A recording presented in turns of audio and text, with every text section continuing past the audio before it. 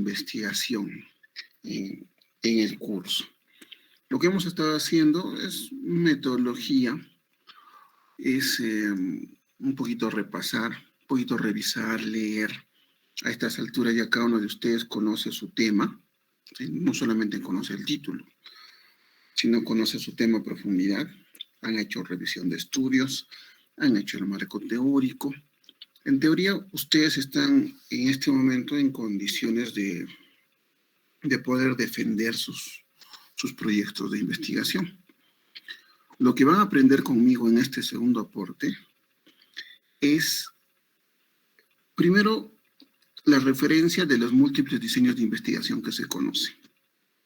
La parte operativa, cronograma, todas esas cosas operativas básicamente de la investigación, pero por sobre todo el diseño, que es lo más importante. Una vez que conozcan el diseño, ustedes van a seleccionar el que mejor se les ajusta a su investigación, recordando que el diseño que mejor, que el diseño a veces elige la investigación, pero propiamente es el investigador que elige el diseño, en base a lo que ya conoce, o lo que ya se conoce en el tema. Si yo tengo muchas investigaciones de, por ejemplo, se me ocurre, ¿no?, obesidad y sobrepeso. Sé cuáles son los factores asociados de ello.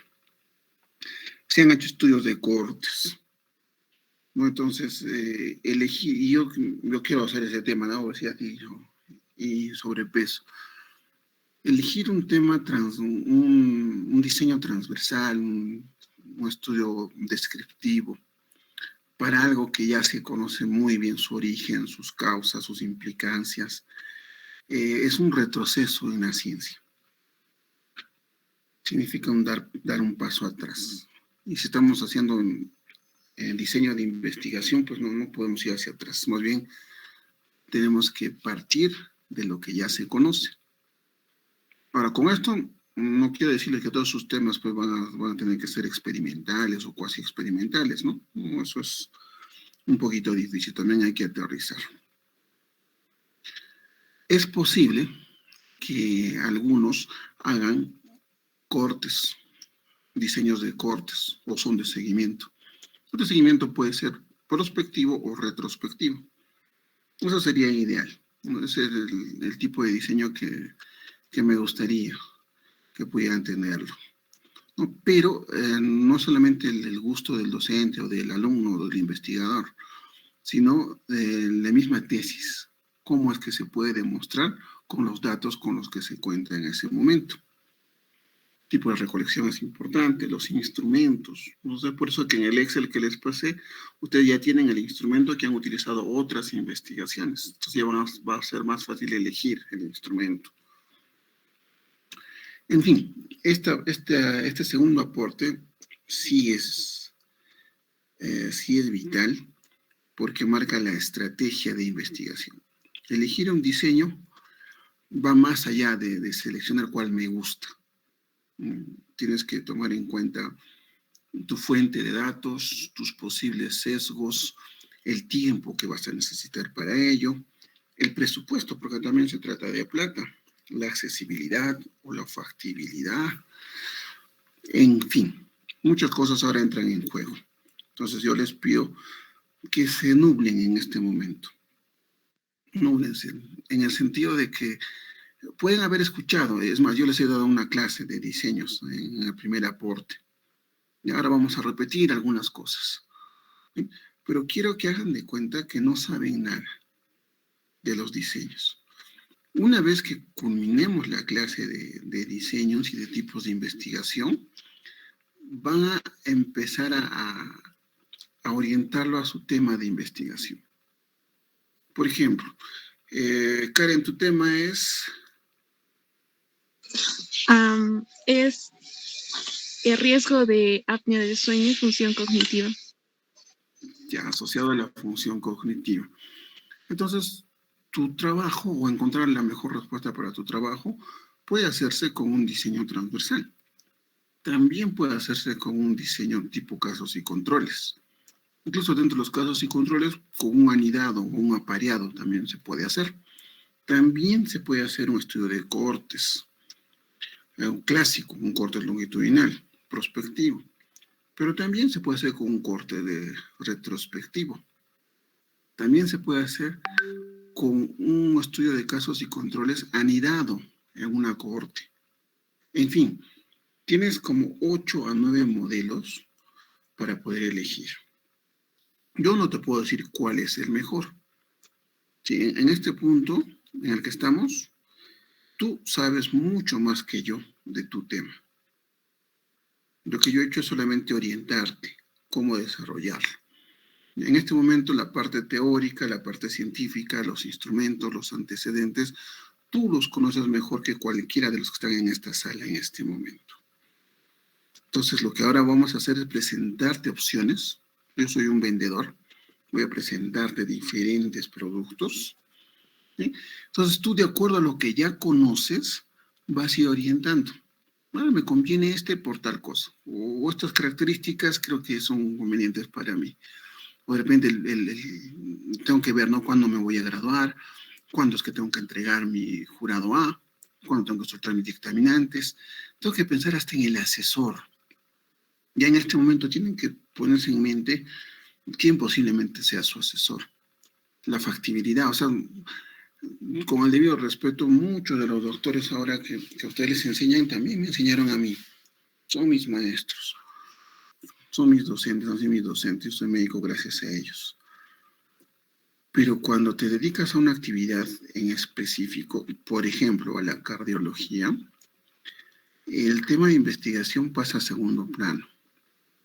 Pocos son los cardiólogos que están publicando, que están presentándose en congresos, que están a la vanguardia de los últimos tratamientos y sobre todo que saben hacer metodología de investigación. Yo puedo tener a un excelente cardiólogo, un docente, un famoso, un cardiólogo muy famoso en Cusco, y me gustaría que fuese mi asesor. Pero de repente él es un muy buen cardiólogo. Yo en mi tesis necesito más allá de la cardiología. Les pido que piensen en alguien que les pueda guiar, no solamente en la materia o en la especialidad de su tesis, sino en la formulación de un diseño, de un experimento, en la facilidad de los datos. Ahora es crucial tener datos. Hay veces que nuestro asesor o nuestro coasesor trabaja en un hospital y tiene cierto interés en algún tema. Entonces, si ese tema coincide con el mío, excelente, ¿no? Yo sé que ese docente va a hacer lo posible por facilitarte la información. Y ese tipo de cosas.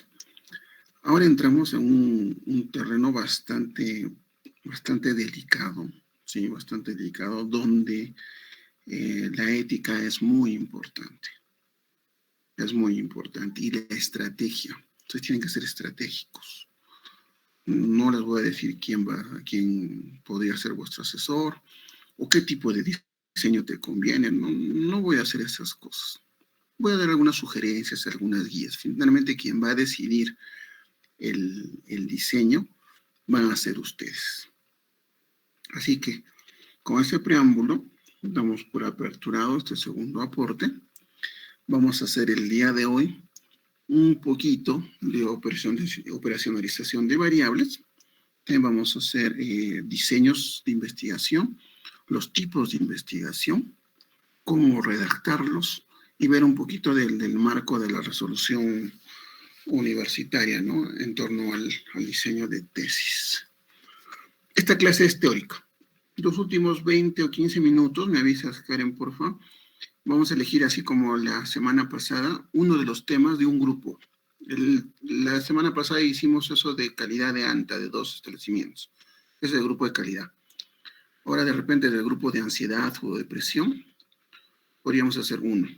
Para, al igual que la semana pasada, así darle una revisada hasta donde lo han presentado. Ya, eso faltando unos 20 minutos. Bien, Está bien. bien. ¿Alguna pregunta antes de esto?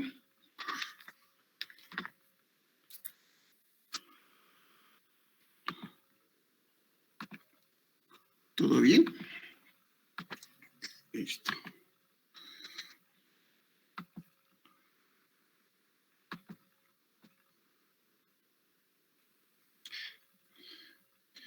Ya, a ver, primero.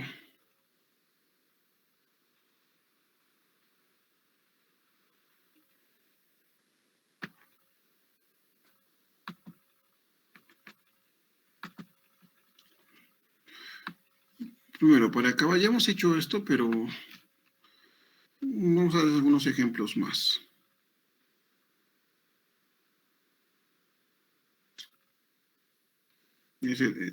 En este punto ustedes han dado sus trabajos hasta variables, operacionalización de la... Les he dado un par de ejemplos de cómo operacionalizarlas, pero ahora vamos a ver un poquito más.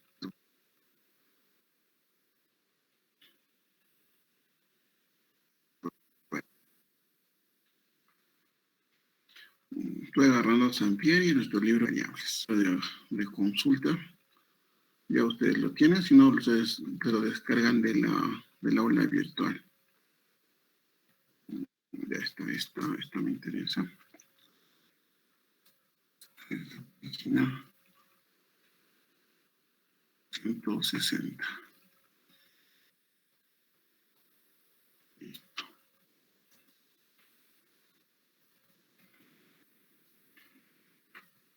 Vamos a poner un ejemplito. ¿Ya? Por ejemplo, la relación entre la personalidad y las enfermedades. Dos variables, ¿no? Una directa, una indirecta. ¿Qué tanto se relaciona? ¿Ustedes creen que hay relación entre el tipo de personalidad y las diferentes enfermedades? ¿Influirá nuestra propia personalidad en el abordaje de las diferentes enfermedades? Entonces, como hipótesis, nos planteamos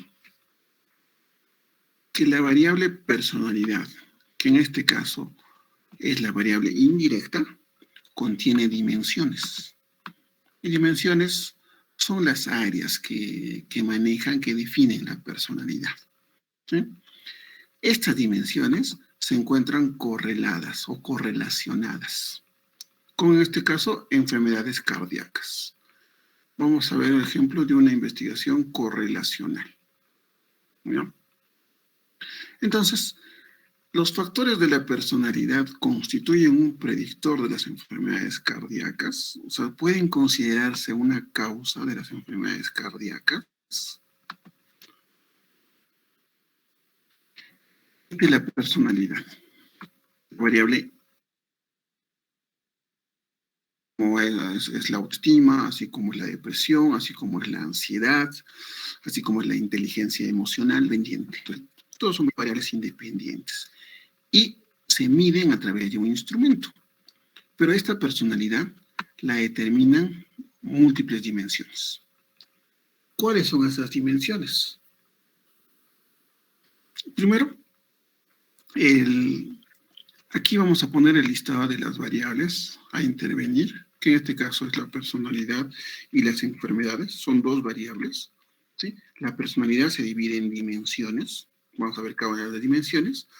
Y acá tenemos la definición operacional de la variable. ¿Ya?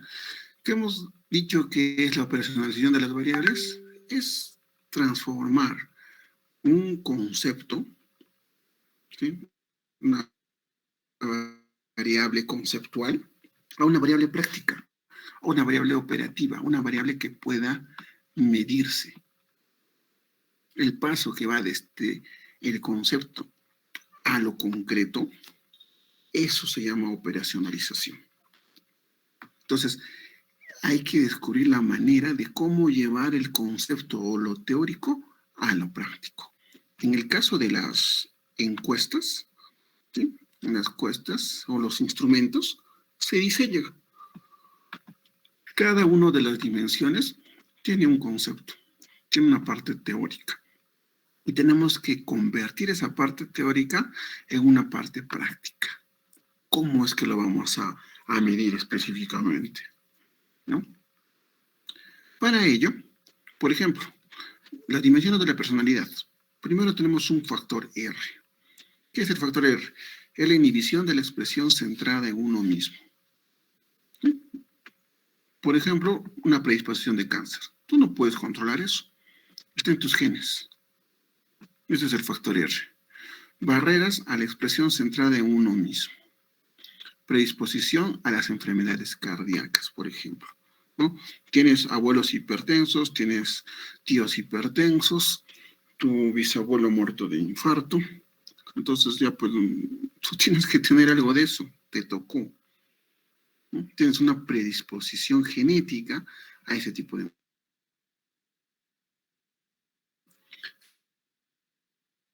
autonomía, racionalismo, tendencias antisociales. Todo esto, ¿no? Este constructo, ¿sí?, denominado factor R, se puede medir, va a la práctica. ¿Cómo? A través de las 6 escalas de factor R de Crossas-Maturek. Vamos a verlo.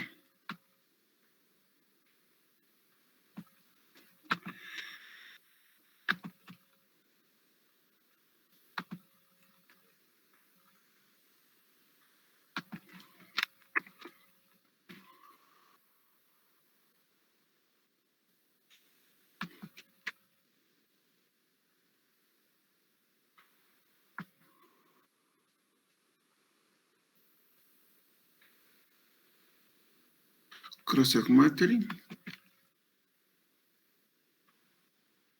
tiene 6 escalas. Vamos a verlos.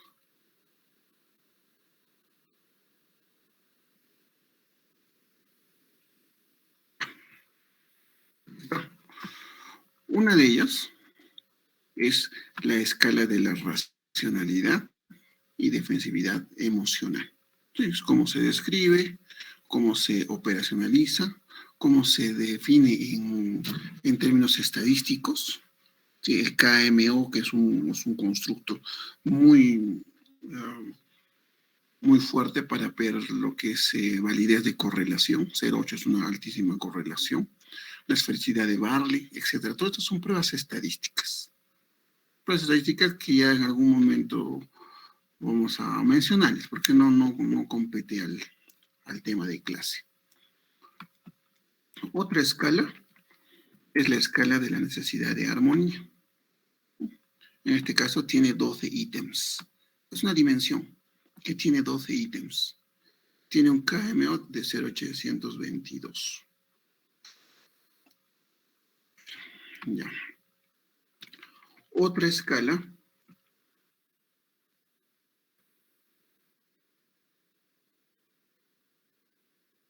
puesta por Spielberger, sobre la discusión, sobre otros factores, bueno, en fin, son escalas. Lo más importante es que sepan que cada una de las escalas tiene un número determinado de preguntas.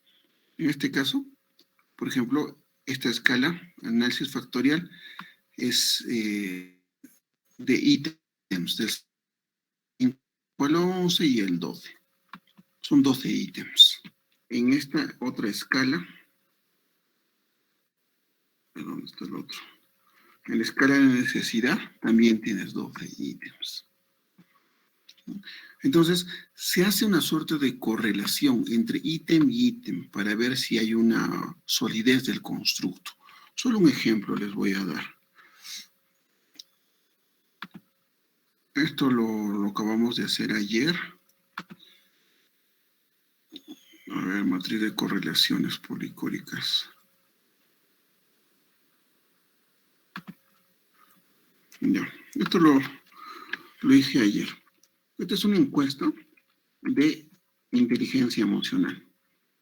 Está conformada por 24 ítems, hay 24 preguntas. Esta es la encuesta. Es la escala de evaluación del manejo, presión y reconocimiento de emociones, o con lo que se denomina inteligencia emocional.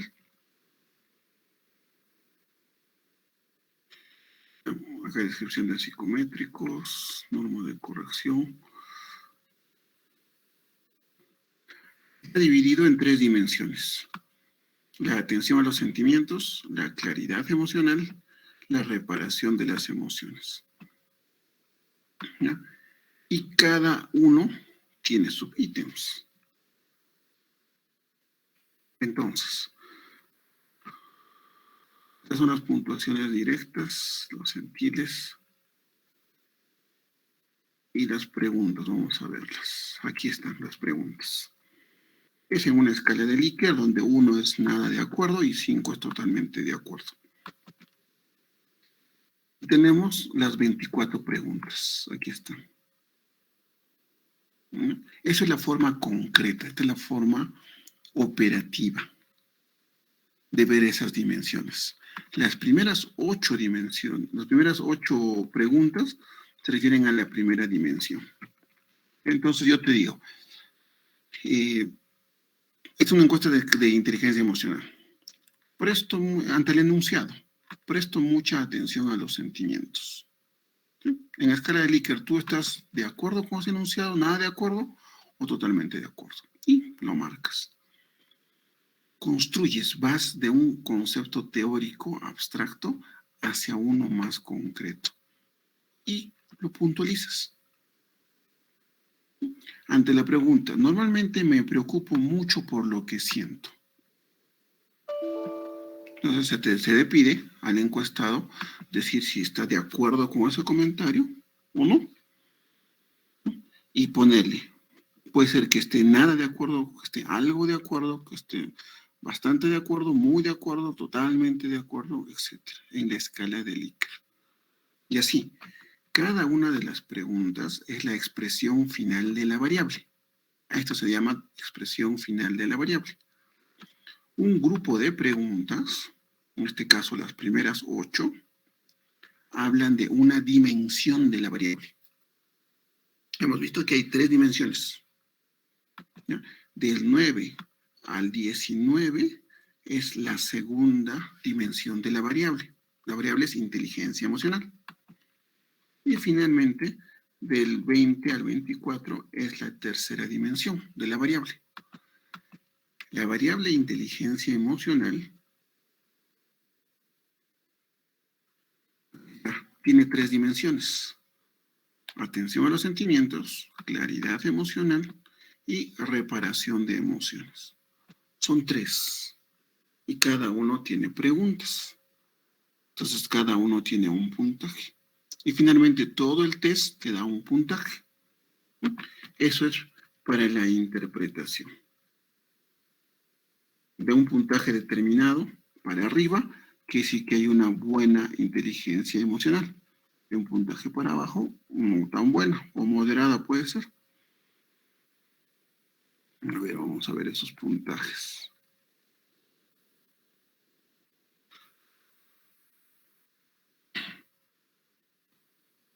Solo para conocimiento nomás.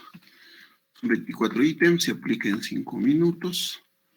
Pueden ser colectivas o individuales. Nosotros vemos sentar emociones, música.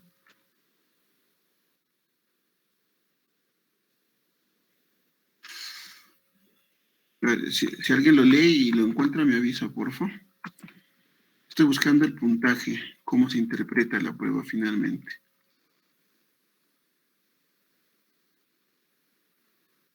Descripción psicométrica.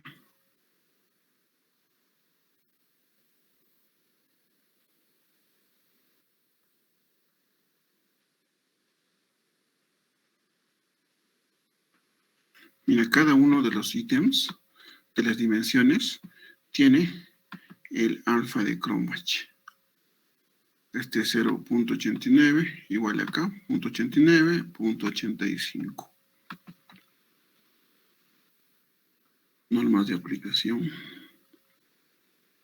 De correcciones.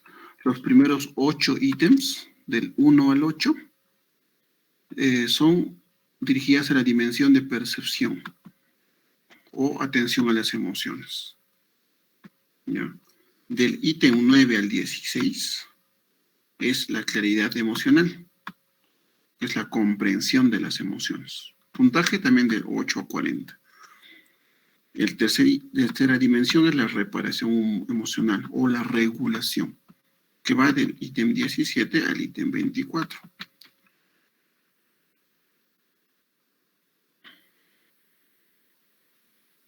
Ya, ahora hay otra cosa, otro detalle en esta encuesta.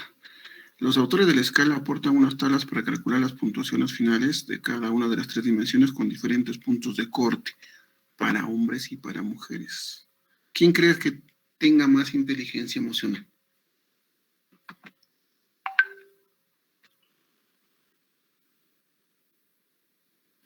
¿Quién creen que tengan más inteligencia emocional? Las mujeres, doctor. Claro. No hay problema si lo reconocemos. Ellos son mucho más inteligentes emocionalmente hablando que nosotros. Y aquí está. Mira, para la dimensión de atención a los sentimientos, si es que saca menos de 20, si es que es hombre y saca menos de 21, debe mejorar. O sea, debe prestar más atención a sus sentimientos. Si es que es entre 22 y 32, está bien. Y si es que es mayor a 33, debe mejorar su atención. Presta demasiada atención ya también. Se está exagerando. Es muy sensible ya. ¿No? En el caso de la mujer, menor de 24, recién se dice que debe mejorar su atención. Lo normal es entre 25 y 35. Y mayor a 36, 36 o más, debe mejorar. Es demasiado, incluso para ella misma. En claridad, igualito. Puntos de corte diferentes, fíjense. En reparación, finalmente, que es la respuesta a las dificultades, también acá hay puntajes iguales. 23 para ambos, 24-35, casi igual, para varones y mujeres, y esto sí es también casi igual, por uno nada más. Entonces, estos son los puntajes finalmente de la encuesta. Notan algo importante, y cada uno de los ítems tiene un puntaje. Se hace en la escala de Likert. Son conceptos teóricos, pero yo con esta operación los convierto en numéricos. Datos numéricos. Variables numéricas. Y con esas variables numéricas yo puedo hacer una correcta interpretación. Es posible interpretar la escala 2006. Energía, los autores.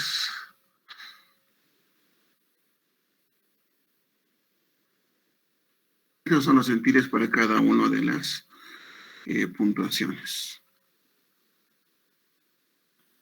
La persona que está en el percentil 50 generalmente tienen atención en claridad y reparación. 28, 27 y 28 puntos respectivamente. Ese es el promedio.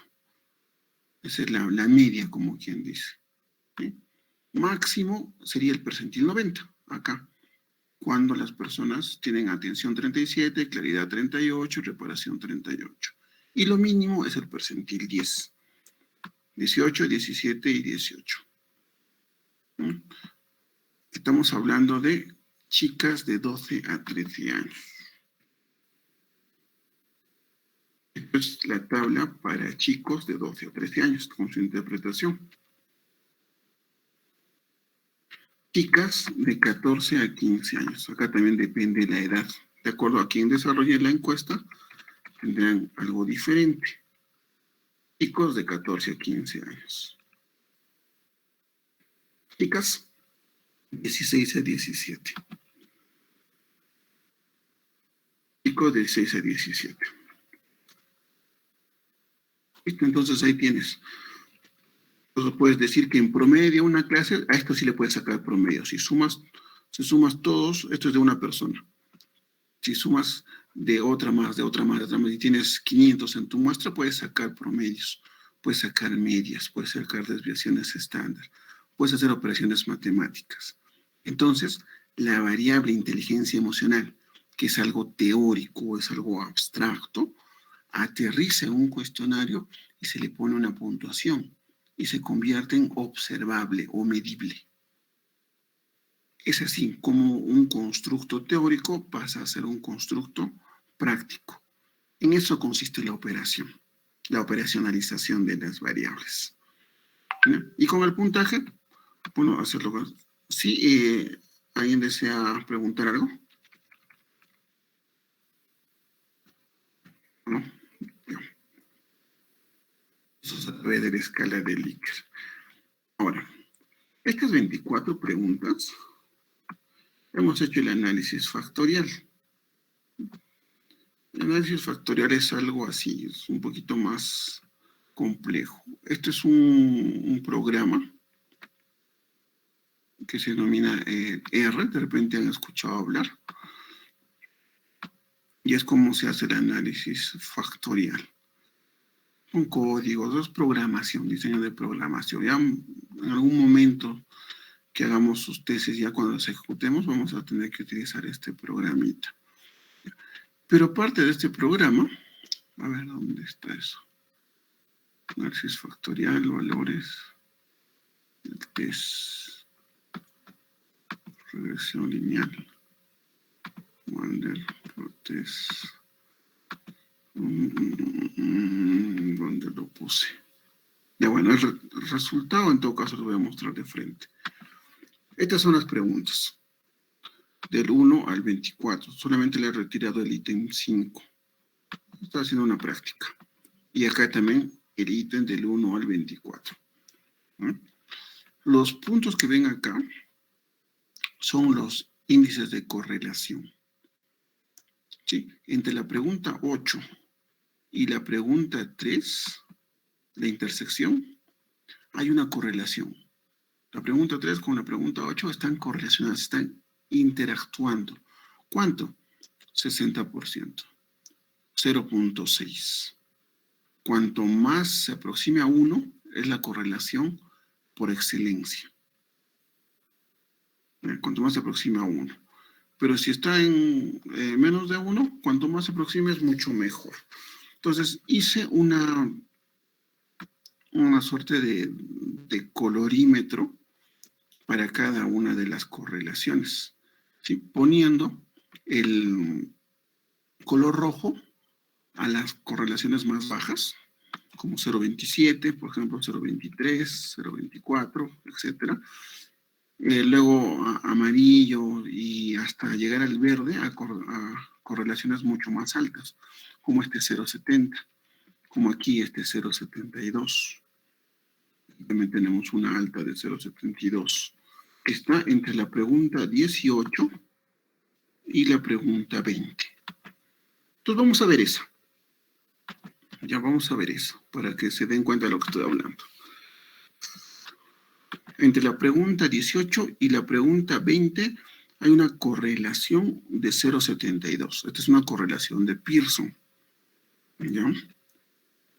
Vamos a ver esa pregunta, 18 y 20. ¿Qué dice la 18?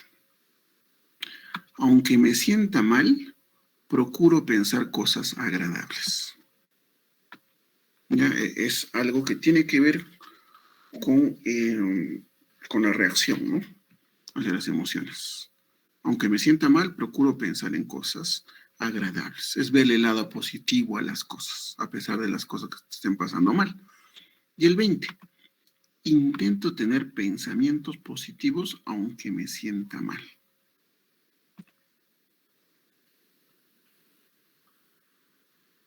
¿Están o no están correlacionados?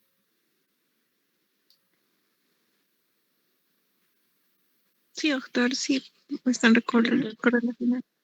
Parecería incluso que te darían la misma respuesta. Si te pregunto a ti, aunque me sienta mal, ante la premisa, aunque me sienta mal, procuro pensar en cosas agradables, ¿qué me responderías, Karencita? ¿Nada de acuerdo? ¿Algo de acuerdo? ¿Bastante de acuerdo? ¿Muy de acuerdo o totalmente de acuerdo? Muy de acuerdo. Muy de acuerdo. 4. Y ante la pregunta, o ante la premisa, intento tener buenos pensamientos positivos aunque me sienta mal. ¿Qué me contestarías? También, doctor, un 4. 4. ¿Te das cuenta? Cuando tú contestas 4 acá y contestas 4 acá, hay una correlación muy buena. Eso es índice de correlación. Quiere decir que la pregunta 20 con la pregunta 18 están correlacionadas en un grado fuerte. Vamos a ver otro ejemplo. Ya vamos a elegir una que no tenga correlación. 20. Acá está. Bueno, así. Para que se distinga. 0,20. Hay entre el ítem 6 y el ítem 9. Ya, vamos a ver. Ítem 6 y 9. A ver, nuevamente, Karen, por favor. Ante la premisa, pienso en mi estado de ánimo constantemente. ¿Qué me dirías? Algo de acuerdo, doctor. 2. Algo de acuerdo. Listo. Y el otro era El 9, doctor. el 9. Ante la pregunta, ante la premisa, tengo claros mis sentimientos. ¿Estarías nada de acuerdo? Totalmente de acuerdo. Muy de acuerdo. Un 4. Un 4. Fíjate, ¿cómo es la diferencia? Aquí, cuando dos preguntas no están totalmente correlacionadas o tienen una correlación baja. Las respuestas son diferentes. Va a haber personas que te van a responder 1 y 5. Algunas personas te responderán 2 y 4. O de repente 3 y 1 o 3 y 5. Ese es el grado de correlación. Obviamente va a haber excepciones, ¿no? Algunos te responderán 3 y 3, quién sabe. No, pero la gran mayoría te va a responder así. En cambio, cuando analizamos el 18 con el 20, tus respuestas han sido estas, ¿no es cierto? Sí, doctor. 4 en las dos. Va a haber otros que van a responder 5, 5. Otros que van a responder 3, 3. Otros 3, 4. O 4, 3. O 5, 4. O 4, 5. Pero va a estar muy correlacionado. A eso hace referencia este cuadro. Eso es correlación de variables. Y este es el índice de Pearson, o denominada también correlación de Pearson. ¿Alguna vez han escuchado o alguien les ha explicado esto?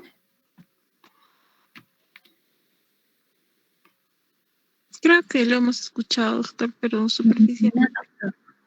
Pero, o sea, ver cómo se transforma el concepto abstracto en un concepto concreto.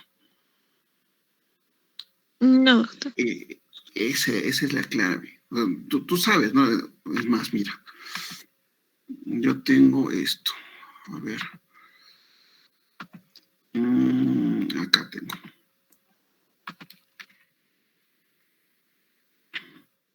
Este cuadro sí lo han visto todos.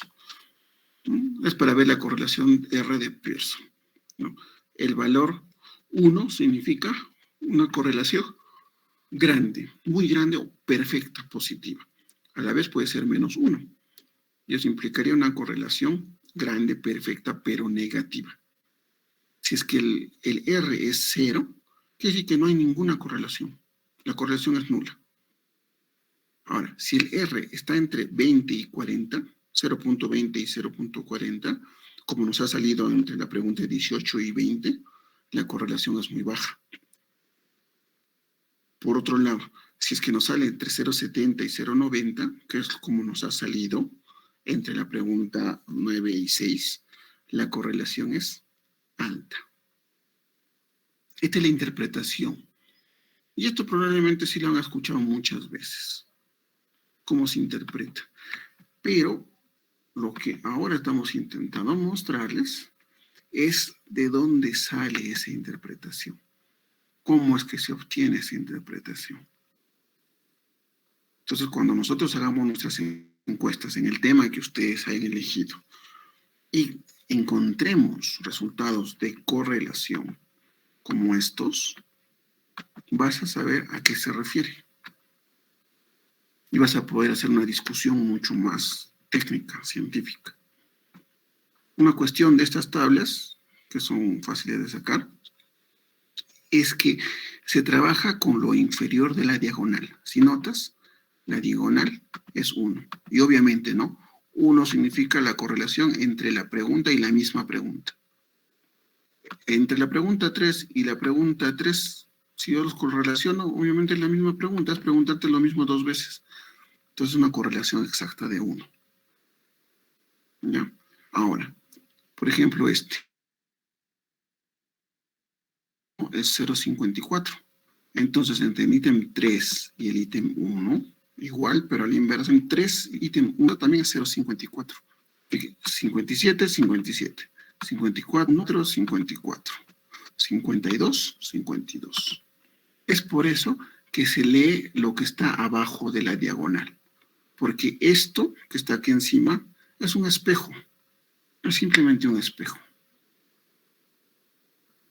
Y ahora, dentro de las correlaciones, como les digo, he puesto colores rojos a las correlaciones bajas, como les he mostrado, y colores verdes a las correlaciones moderadas o altas.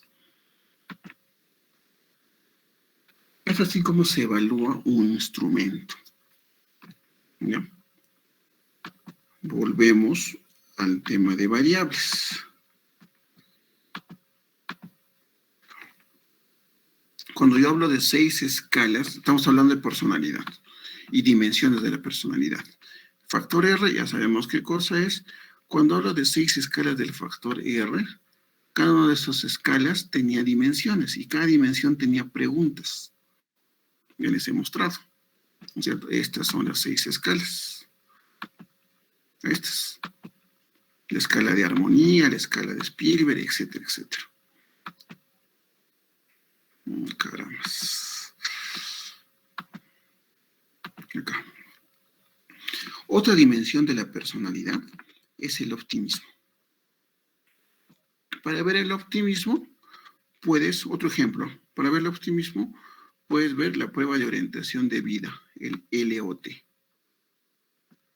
Ese es el optimismo. Vamos a verlo.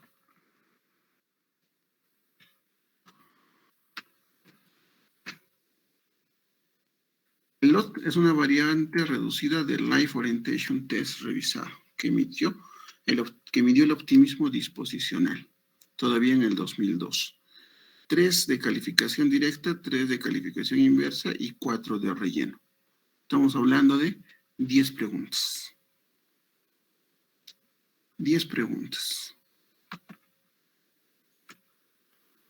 Vamos a ver el otro.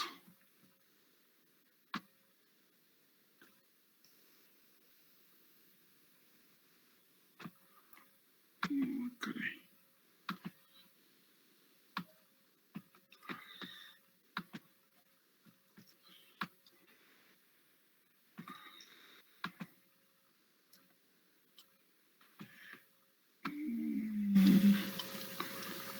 A ver.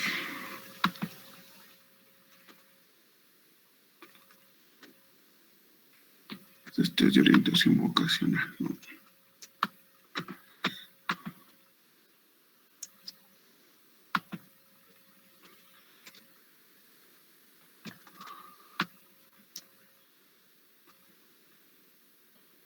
Test básicos, test abreviado de LOT 6. Orientación vital, aquí está. Estos son los estudios factoriales. Parte de lo que se mostró en el Excel es un estudio factorial. Descripción. El optimismo. Aquí está. Estas son las preguntas. En tiempo de incertidumbre tiendo a pensar que todo va a ocurrir lo mejor. Si es algo malo, si algo malo me puede pasar, estoy seguro que ya me pasará. Siempre soy optimista en cuanto al futuro, rara vez espero que las cosas salgan a mi manera. No espero que cosas buenas me sucedan. Esas son las preguntas negativas. En general, yo pienso que me van a suceder más cosas buenas que malas. Esta es la calificación. Y la interpretación, si una puntuación menos de 20, perdón, es baja. Y mayor a 26 es una puntuación alta. Lo normal, entonces, es entre 20 y 26. Y listo. ¿Se dan cuenta? Si yo quiero medir el optimismo, lo voy a hacer a través de una encuesta.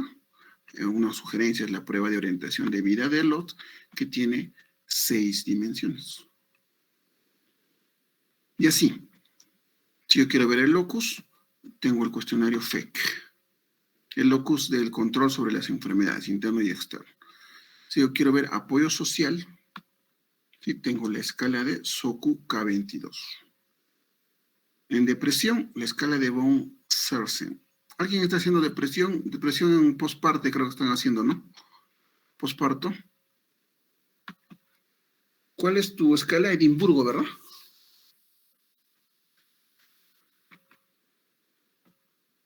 Hola, persona que está haciendo esa tesis. Es Dante Farfán, doctor. Dante, ¿estamos ahí? Sí, doctor. ¿Me escucha? Tu escala es Edimburgo, ¿verdad? Sí, doctor. Ya, por ejemplo, ese es otro muy buen ejemplo. Por acá hay otra escala para medir depresión, pero seguramente no es en posparto. Es una general. Sentido de coherencia, etcétera, etcétera. Entonces, ¿cómo es? Ay, caray. Se me ha ido. Es el 7.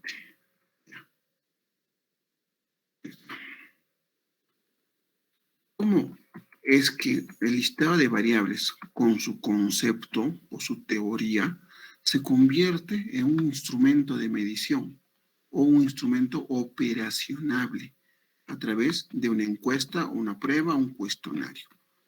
Esto es operacionalización de variables. Pero ojo, eso es en ciertos elementos, como apoyo social, depresión, la autoestima, la ansiedad, la coherencia, la hostilidad, también un cuestionario de agresión y hostilidad de Sam Stein, por ejemplo, si alguien quiere hacer ese tema. Psicoticismo, control social exagerado, a través de la escala de vida de Walsh, etc. Entonces, esos son variables que tienen dimensiones, son constructos, más que variables, son constructos que tienen ciertas dimensiones y esas dimensiones se pueden aterrizar a través de cuestionarios, con ítems y preguntas.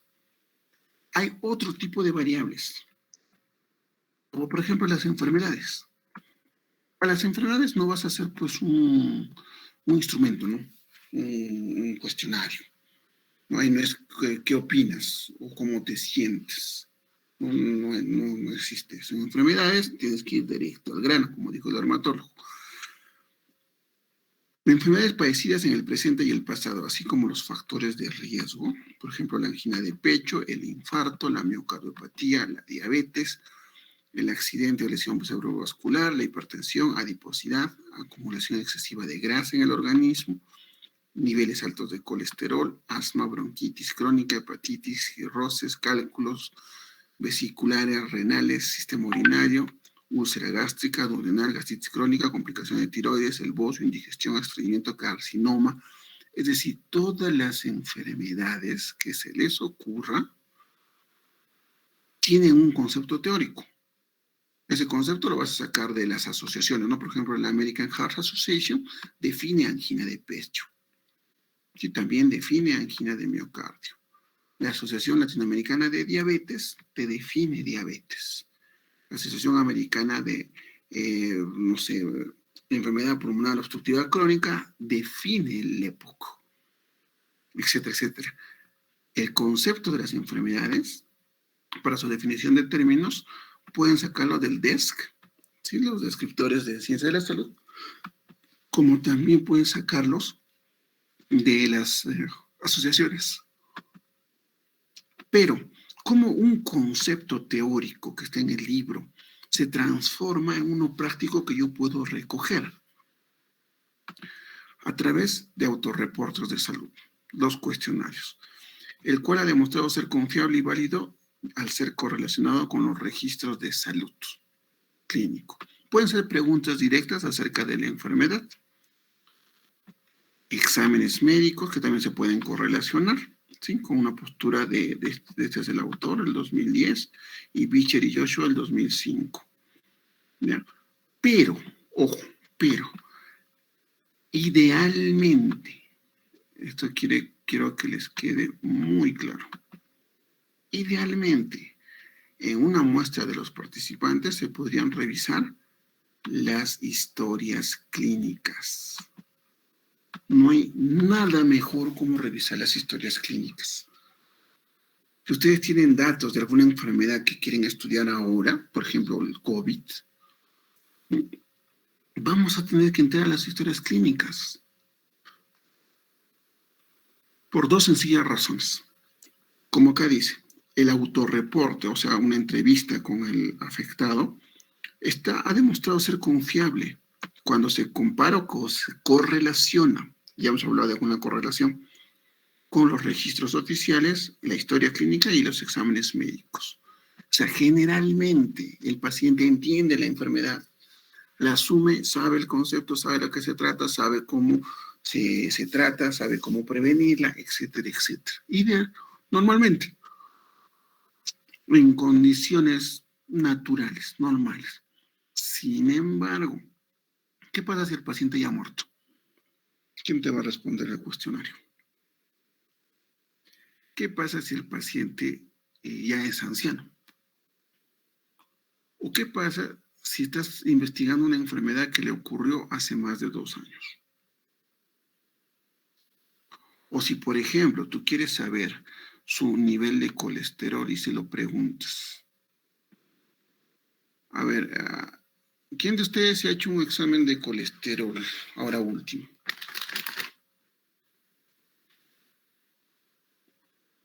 Y sabe su resultado.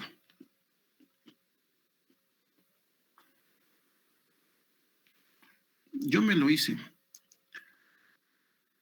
el mes pasado, no, enero lo hice, pero ahorita no me acuerdo.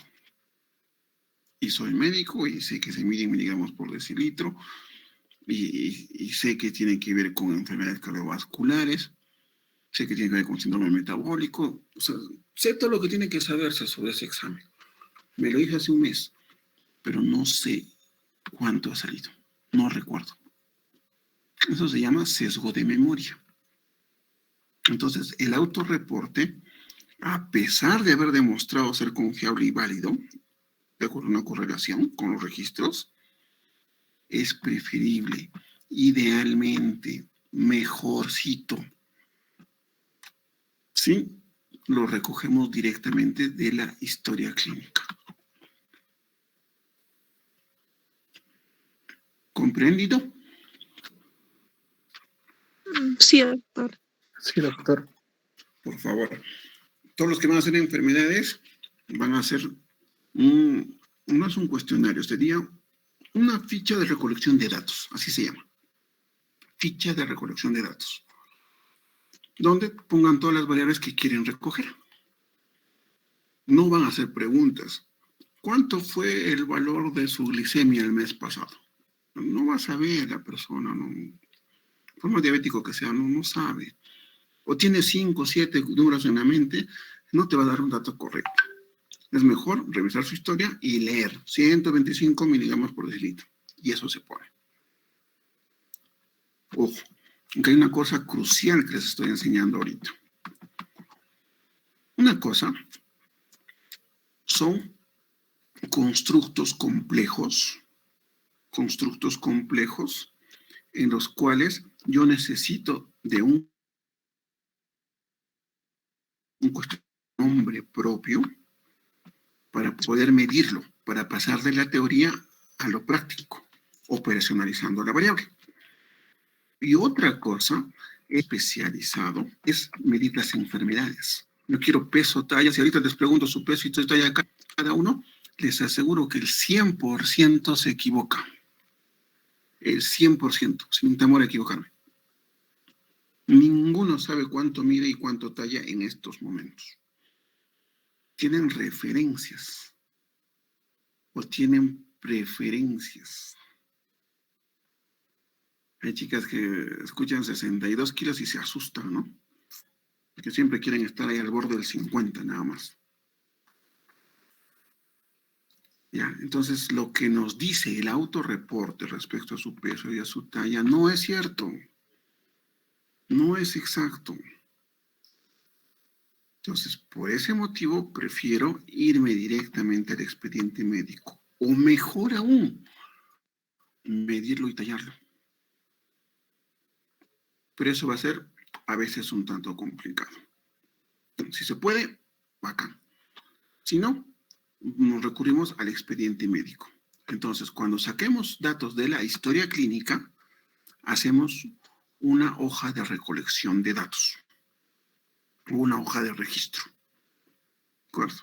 Si hacemos constructos que necesitan un cuestionario, pues tenemos un instrumento aprobado. Tiene que estar aprobado, validado.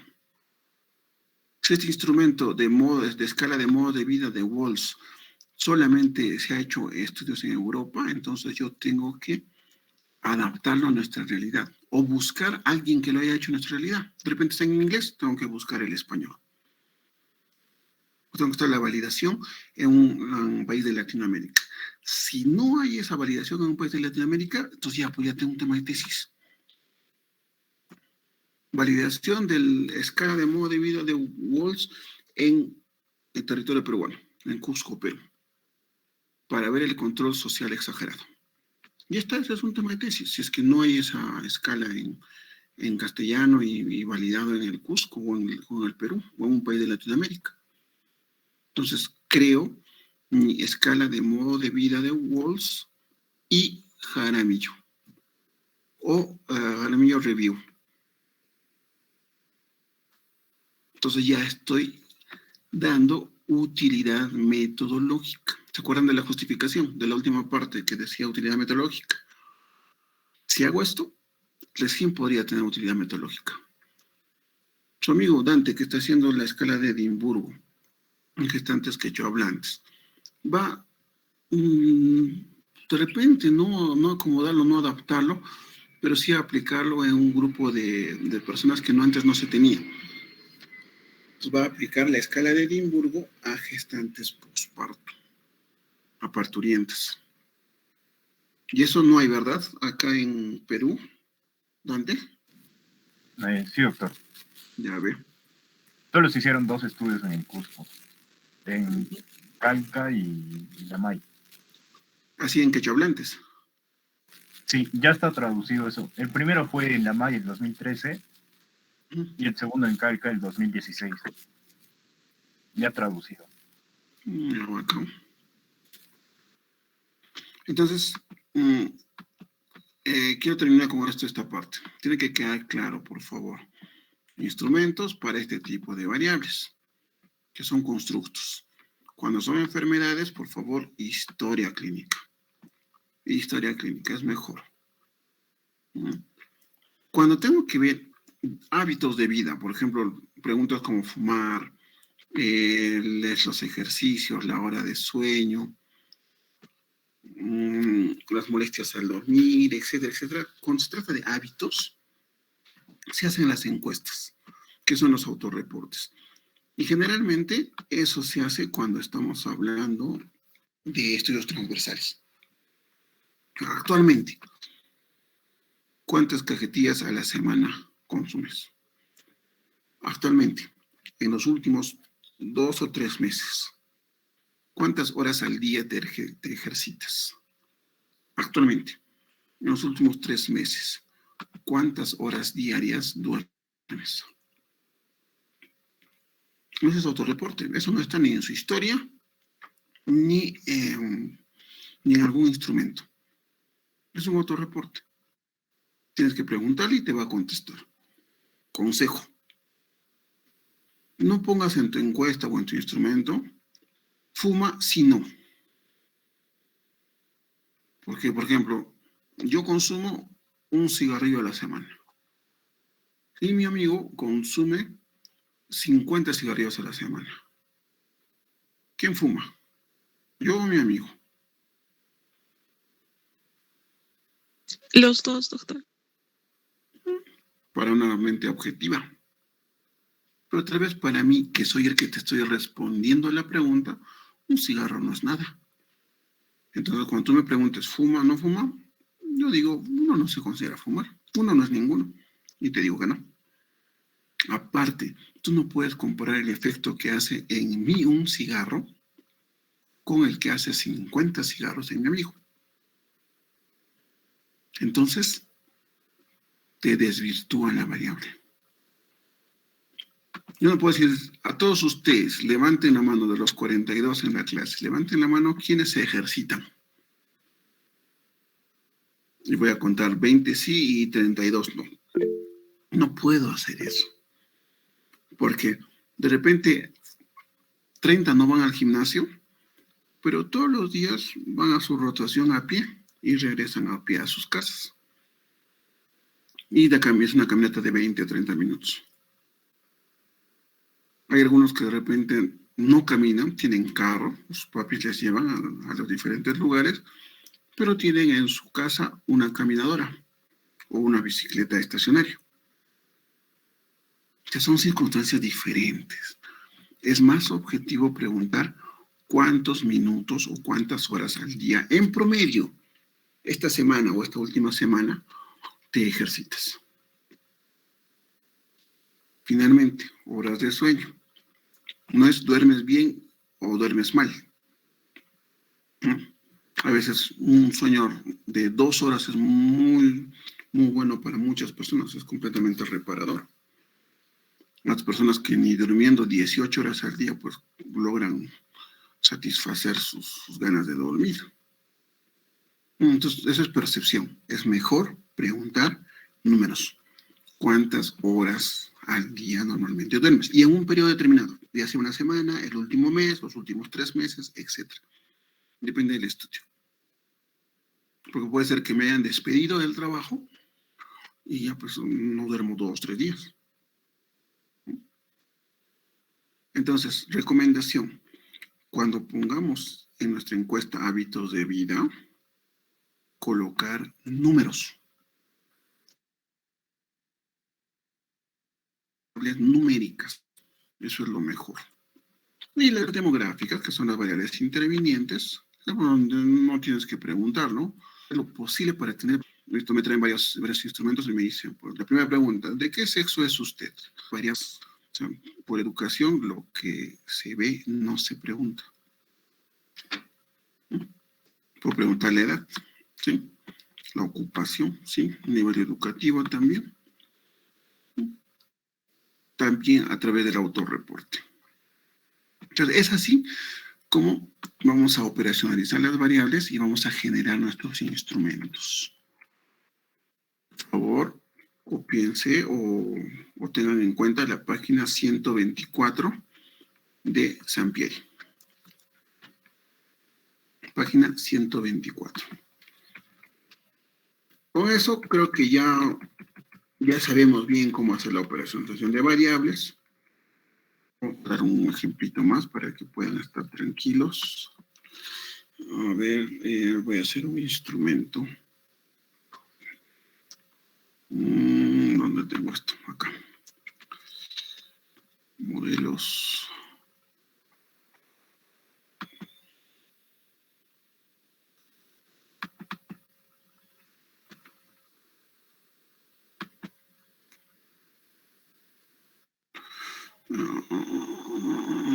Dos de investigación.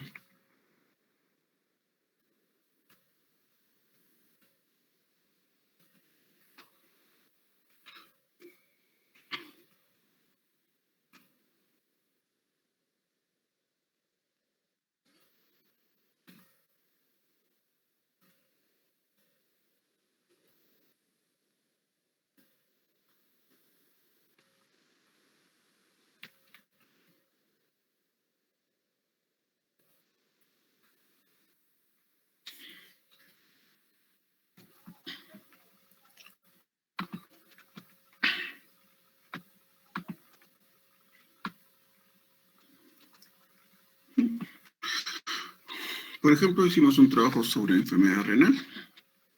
La variable, en este caso la variable dependiente, daño renal o enfermedad renal crónica. ¿Cuál es su definición? La presencia de una alteración estructural o funcional renal que persiste por más de 3 meses, con o sin deterioro de la función renal. Presencia de alteración mayor a 3 meses. Definición operacional. Es la disminución de la tasa de filtración glomerular por debajo de 60 mililitros minuto, unos 73 metros cuadrados, sin otros signos de enfermedad renal. El cálculo se hace a través de una ecuación CK de EPI, expresadas en género, número, nivel de creatinina sérica y el número de datos y último dato se obtendrá del registro de cada paciente. En los casos donde no figure este valor, se obtendrá indirectamente mediante la fórmula CPK-EPI, en la que se consideran los valores de edad, sexo y creatinina sérica. ¿Cuál es el indicador? ¿Cómo se va a medir esto? ¿Cómo se va a indicar? Categorías, estadios o grados del código 2012. En este caso es como la encuesta, es como el valor que se tiene. Es una variable cuantitativa. Sí, pero las variables cuantitativas son discretas o continuas. En este caso voy a tener decimales, por lo tanto es una continua. ¿Cuáles son las unidades? Aquí las tenemos. ¿Cuál es la escala de medición? Si es una cuantitativa, tenemos dos opciones, o que sea de intervalo o que sea de razón. Hemos elegido de razón. ¿Y cuáles son las finales? La expresión final de la variable, las categorías o valores. El G1, el G2, el G3, el G4, G5, G3B, G3A, G4 y G5. Y acá está cada uno de sus valores. Si es mayor a 90, si es de 60 a 89, si es del 45 a 59, etc. ¿De dónde voy a obtener esa variable? Historial clínica del paciente. Está toda la operacionalización. ¿Qué tipo de variable es? ¿Cuál es su escala? La unidad de medida, su definición, sus indicadores, finalmente con cómo van a estar categorizados, etc. ¿Qué le digo? Diabetes no controlada como variable. El concepto, estado hiperosmolar de un paciente diabético. Definición operacional. Es aquel paciente que tiene hemoglobina glicosilada mayor a 7%. ¿Dónde lo he sacado eso? De la Asociación Americana de Diabetes. O su equivalente, que es mayor a 130 miligramos por decilitro. Categorías. Sí, validadas en la AD y para hemoglobina y glicemia. Hemoglobina glicosilada y glicemia. Es una variable cuantitativa, también continua. Porque tenemos valores de 7.7%, 7.8%. Cuando hay decimales, ya es continuo. Es la unidad en la que se va a medir. ¿Sí? Intervalo o razón, en este caso, intervalo. Y vamos a categorizarla, ¿no? Porque yo voy a decir que al que tiene más de 7, le voy a decir diabético no controlado. Y si tiene menos de 7, le voy a decir diabetes controlada. Fuente, la historia. Igual, hipertensión. Cuantitativa continua de intervalo, y aquí está. Si la arterial sistólica es de 90 a 130, es controlado. Y la diastólica de 60 a 85. Es no controlada si es mayor a 130 a 39, y la diastólica de mayor a 85 a 89.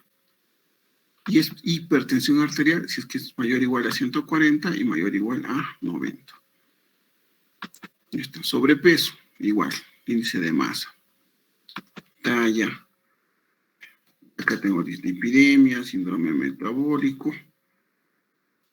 La definición de síndrome metabólico es si tiene 3 o más de los siguientes.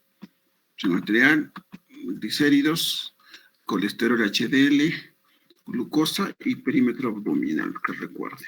Sí, circunferencia de la cintura. Finalmente voy a expresarlo como si tiene o si no tiene. Esa es la forma de operacionalizar, que ustedes ya la conocen. En el estado civil igual, ¿no? Una variable cualitativa. Cualitativa. Pregunta. ¿El estado civil es una variable cualitativa nominal u ordinal? Nominal, doctor. Nominal, doctor. En otro razonamiento, ¿no? ¿Cuál vale más? ¿Un conviviente o un casado? Valen igual, doctor. Exacto, no es una escala de valor. Yo no puedo hacer operaciones matemáticas, ¿no? Yo no puedo decir un soltero más 2 convivientes me sale 3 separados. No puedo hacer eso. Cuando no puedo hacer ninguna operación, es nominal, es cualitativa. Y cualitativa hay 2 partes, la nominal y la ordinal. Y acá no hay un orden. Nadie es primero. Salvando el arte, primero tienes que casarte. ¿Sí? Para estar viudo o viuda, primero has tenido que casarte. ¿Sí? Pero no me refiero a ese orden. Eso es condicional, eso es otra cosa. ¿Ya? Un ordinal es, por ejemplo, el grado de instrucción. Aquí está, porque nadie hace su secundaria sin haber hecho primaria. Nadie llega a ser universitario sin haber hecho su primaria o su secundaria. Entonces hay un orden, hay una sucesión. Entonces esta variable es de tipo ordinal. La ocupación principal, ¿no? Yo no puedo decir 2 policías más 3 agricultores, 5 comerciantes. No puedo hacer eso. Cada quien tiene su valor. Es una cualitativa nominal. El nivel de pobreza. En este caso, por intervalos. Entonces es una cuantitativa por intervalo. Es continua porque tiene decimales. Y si no tuviera decimales, serían números enteros, sería una cuantitativa discreta. Eso depende de cómo es que tú lo vas a medir. ¿Ya? El tipo de seguro, por ejemplo, es una cualitativa nominal. Modalidad de diagnóstico, puede ser por consulta, por emergencia, es cualitativa nominal también. El número de controles al año que se hace un diabético, ¿sí? Es cuantitativa, porque estamos hablando de un número, ¿sí? Pero nadie se hace pues un control y medio, o 3 controles punto 7. No existe eso. Entonces es una cuantitativa discreta. Discreta. ¿De razón? ¿Por qué? Porque contiene el cero. Cero es la ausencia de la variable. Si yo digo una persona no tiene ningún control al año, es válido. Ahí se dice que es de razón. Etcétera, etcétera. ¿No? Aquí está la definición de las operacionales. Ya, entonces, con esto terminamos la parte de variables. Espero que todos ustedes hagan una buena operacionalización de variables y ya lo coloquen en sus trabajos. Ahora vamos a ver un poquito de estudios. ¿Hay alguna pregunta sobre variables?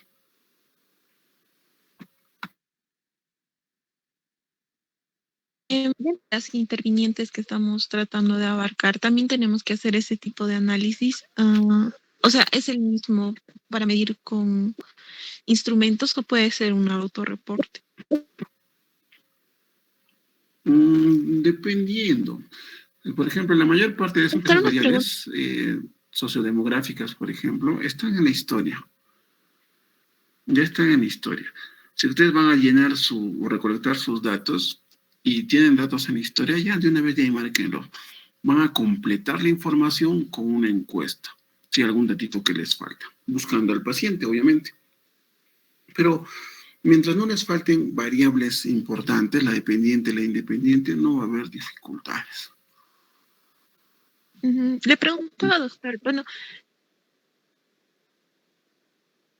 a mi tema, porque aparte de, por ejemplo, el riesgo de síndrome de apnea, hipopnea, sobre la función cognitiva inciden bastantes patologías como la hipertensión o un stroke previo. Entonces, eso necesariamente lo tengo que... Creo que la pregunta sería buscar en la historia clínica. Sí, sí. Por ejemplo, eso se llaman variables intervinientes. No es motivo de tu investigación, pero su sola presencia puede sesgar el resultado. Entonces tienes que tratar de controlarlas. Las variables intervinientes se recolectan para tratar de controlarlas o para tratar de estandarizarlas. De ahí salen las medidas de asociación ajustadas. Han leído en varios estudios, ¿no es cierto? El OR ajustado, o el RR ajustado, o el hazard ratio ajustado, el HR ajustado, etc. Esos ajustes hablan en relación a las variables intervinientes. Por ejemplo, si yo quiero ver efectividad de la vacuna del COVID, ¿no? Sé que la edad tiene mucho que ver, porque por más que vacune a los ancianitos, su riesgo de morir también sigue siendo alto. Entonces, hay una efectividad de la vacuna específica para ancianos. Entonces, tengo que ajustar mi resultado a la edad, que es una variable interviniente. Quiero ver también efectividad de vacuna entre varones y mujeres. Mi tema es efectividad de vacuna, ¿ya? Pero sé que el sistema inmunitario femenino, no sé por qué razón, es mayor que el masculino. En el COVID han muerto mucho más varones que mujeres. Entonces tengo que ajustar mi información al sexo. ¿El sexo era una variable de interés para mí? No. Era un interviniente, pero un interviniente potente que podía sesgar mis resultados.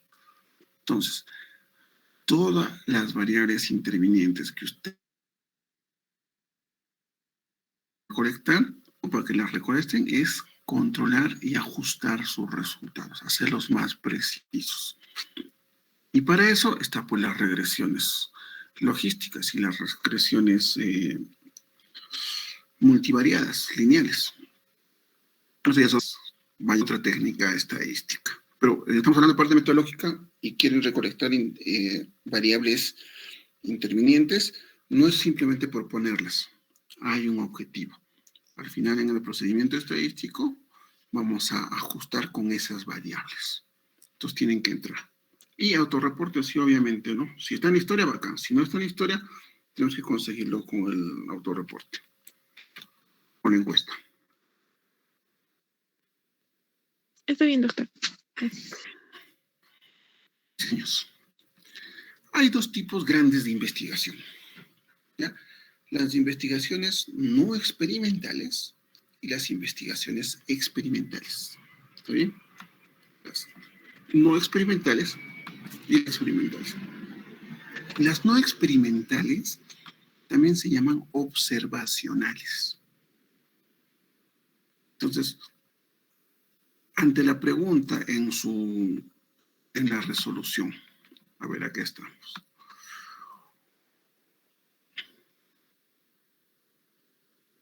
Marco teórico, definición de términos, método. Estamos entrando al capítulo 3. ¿Ya? Alcance de estudio, ya hemos visto el alcance, ¿no? ¿Cuántos alcances de estudio conocemos?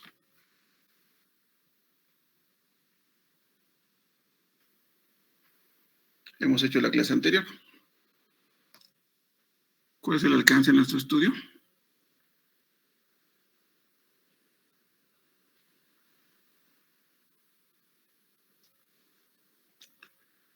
Hay 4. ¿Alguien sabe? ¿Alguien se recuerda?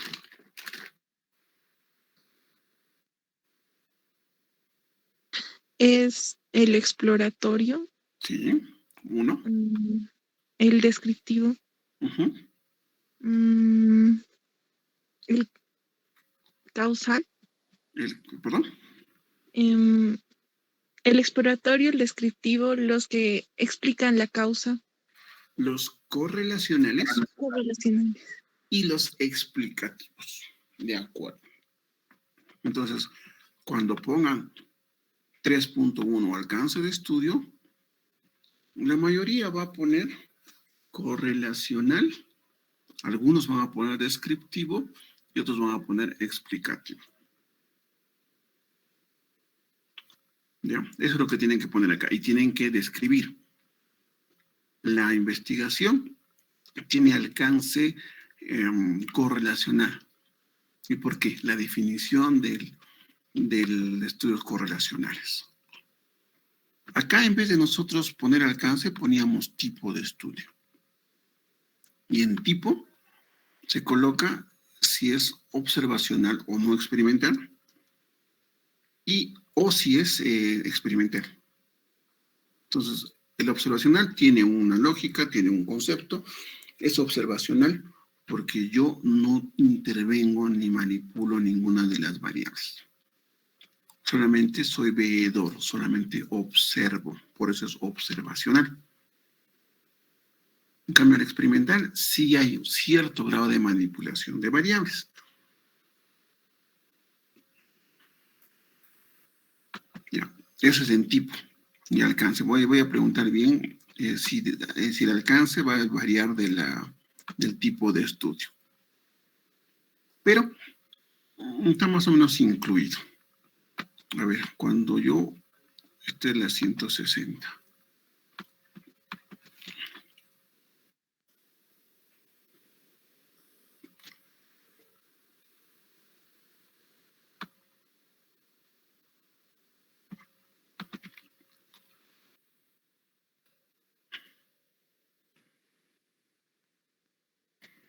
Está, alcances de estudio, investigación cuantitativa. Un repaso nada más, porque esto ya lo hemos hecho. Los exploratorios que investigan cosas pocas estudiadas, innovadoras, que ayudan a identificar conceptos promisorios, reparan terreno en nuevos estudios. Los descriptivos miden conceptos y definen con variables. ¿Sí? Tienen que ser muy detallados. Si es que alguno de ustedes tiene un trabajo descriptivo, tiene que ser sumamente detallado, la mayor cantidad de variables que sea posible. Los correlacionales. En este caso, hablan de asociación. Puede ser una correlación a través del índice de correlacional de Pearson, si es que es numérica, Spearman, si es que es cualitativa, o pueden ser medidas de asociación, como el OR, el LRR, de conceptos o variables. Permiten predicciones. Las predicciones a través de los modelos matemáticos. Estamos hablando de la regresión lineal múltiple o la regresión lineal simple. O otro tipo de predicciones como la regresión logística o la regresión exponencial. O Poisson, por ejemplo. Poisson le dicen algunos en francés. También estos correlacionales cuantifican la relación entre los conceptos y las variables. Es decir, dan un valor al UR. Entonces, dicho esto, tiene que ver con el tipo. Están reemplazando, en vez de poner tipo del estudio, están poniendo el alcance del estudio.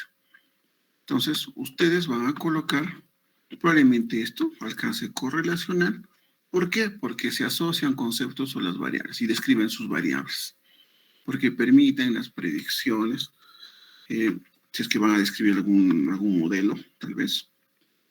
Porque cuantifican las relaciones o los conceptos. Y de repente un poquito más lean arriba del concepto de correlación y eso lo ponemos, por favor. A ver, ¿dónde están exploratorios? Exploratorios, valor, descriptivos. Es descriptivo y acá pones. Esto, se busca especificar propiedades, características. Este es el concepto de descriptivo. Esto es lo que están haciendo descriptivos. Y esto van a poner y van a citar a este autor. Ya estoy diciendo exactamente qué colocar incluso, miren. No debería hacer eso. Ahí están los estudios correlacionales. Mi estudio es correlacional porque asocian variables mediante un patrón predecible para un grupo o población. Este tipo de estudio tiene como finalidad conocer la relación con el grado de asociación que existe entre dos o más conceptos, categorías o variables en una muestra de contexto particular. En ocasiones, solo se realiza la relación de dos variables, pero con frecuencia se ubican estudios vínculos de 3, 4 o más. Esto se coloca en el primer párrafo del estudio correlacional. Y en el segundo párrafo van a describir cuáles son sus variables y cuál es la asociación que pretenden establecer o pretenden estudiar. ¿Ya? Eso se coloca en alcance.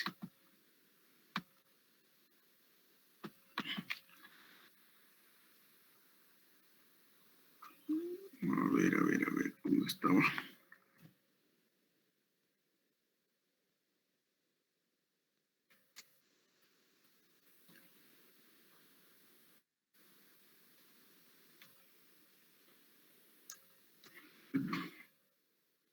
Y finalmente los explicativos.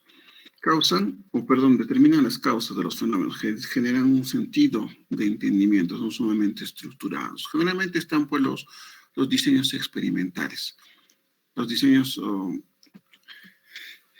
los ensayos controlados aleatorios, por ejemplo. ¿Ya? La mayoría, como les digo, va a llegar hasta acá. Y algunos van a hacer esto. Ya estoy dando la respuesta para que coloquen en ese punto, exactamente. Ahora, volvemos a diseños. 160.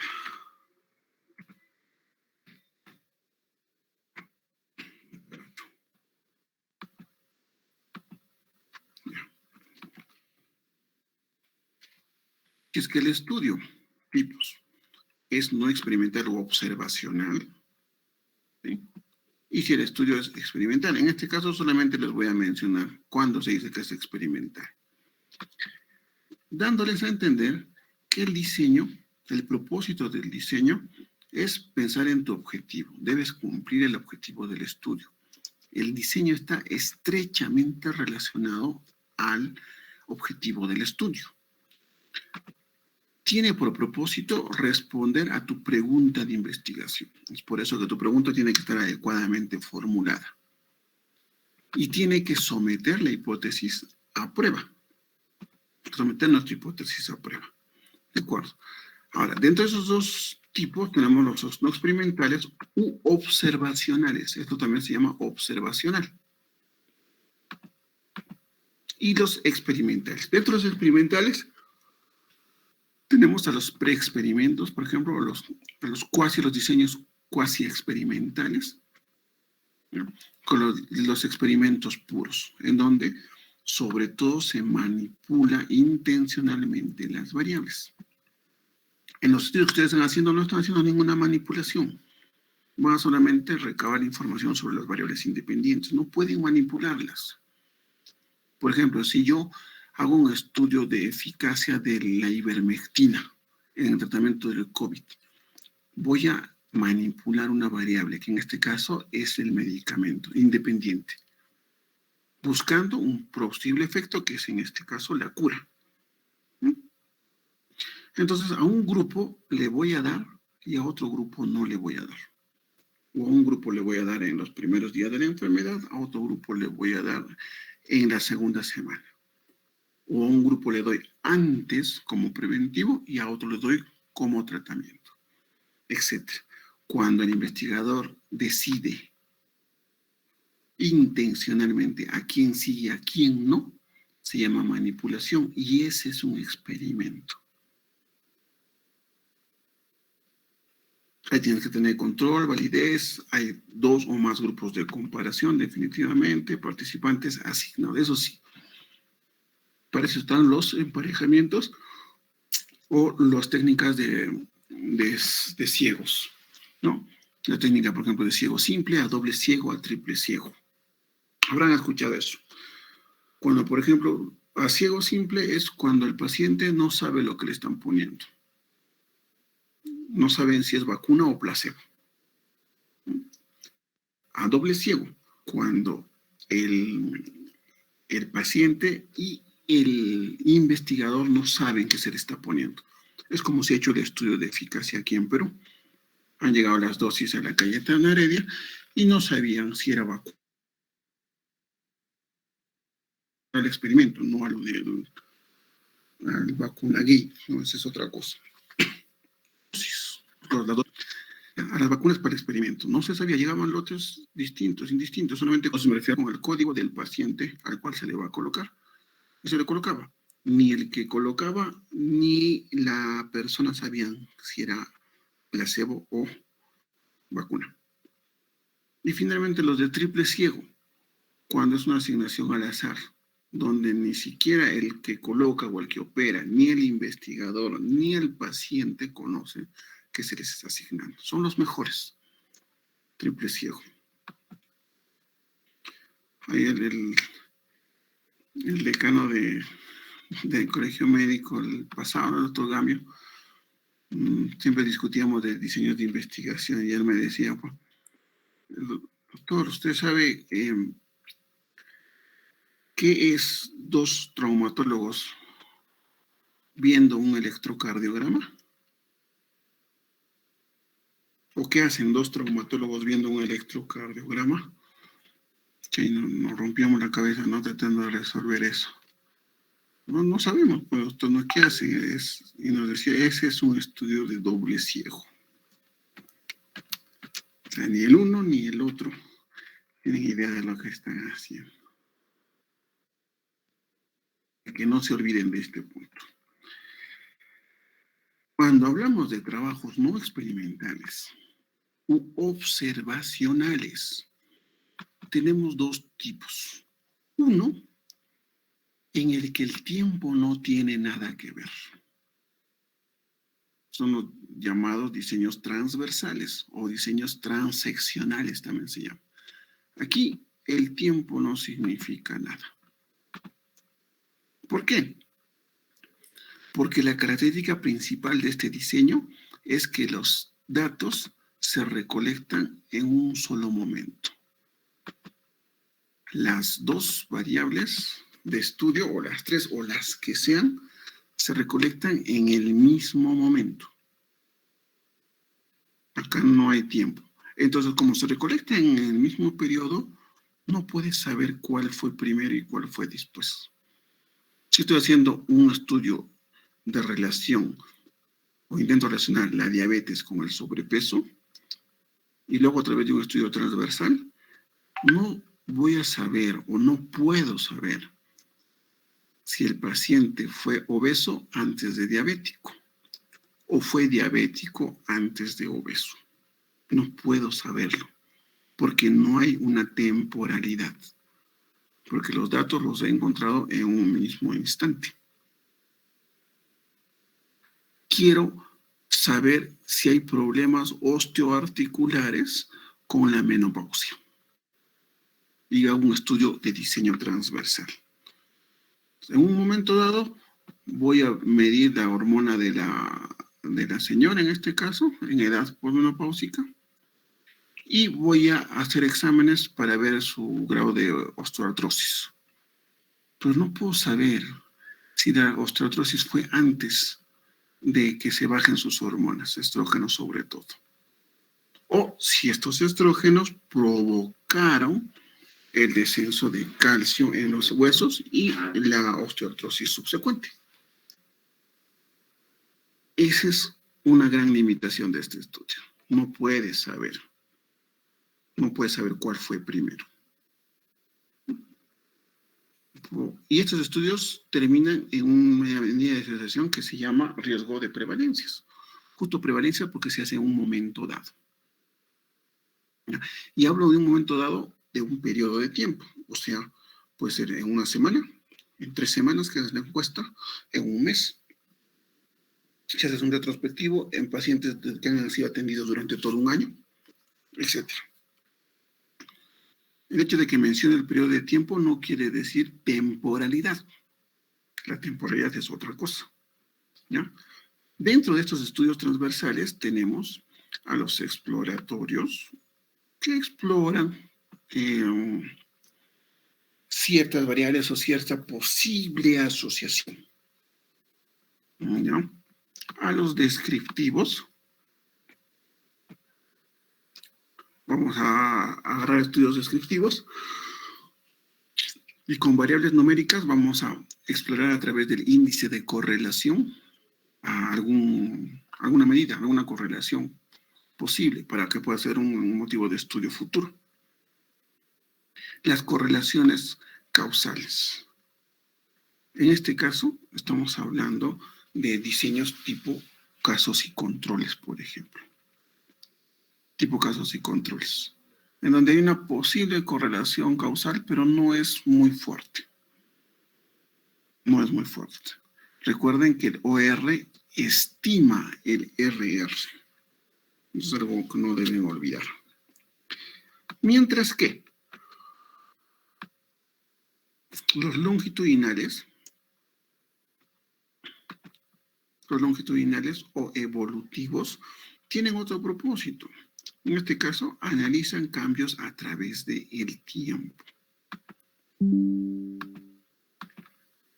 Analizan cambios a través del tiempo. Entonces, acá sí hay un antes y un después.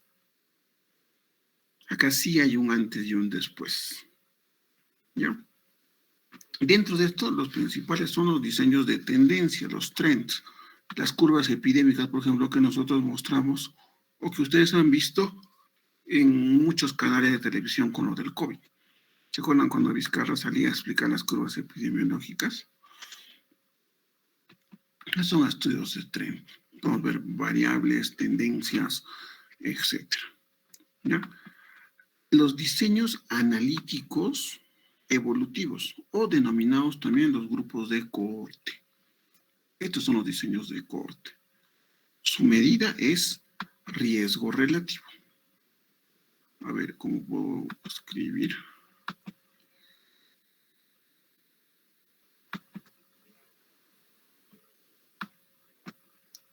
Ya, aquí está.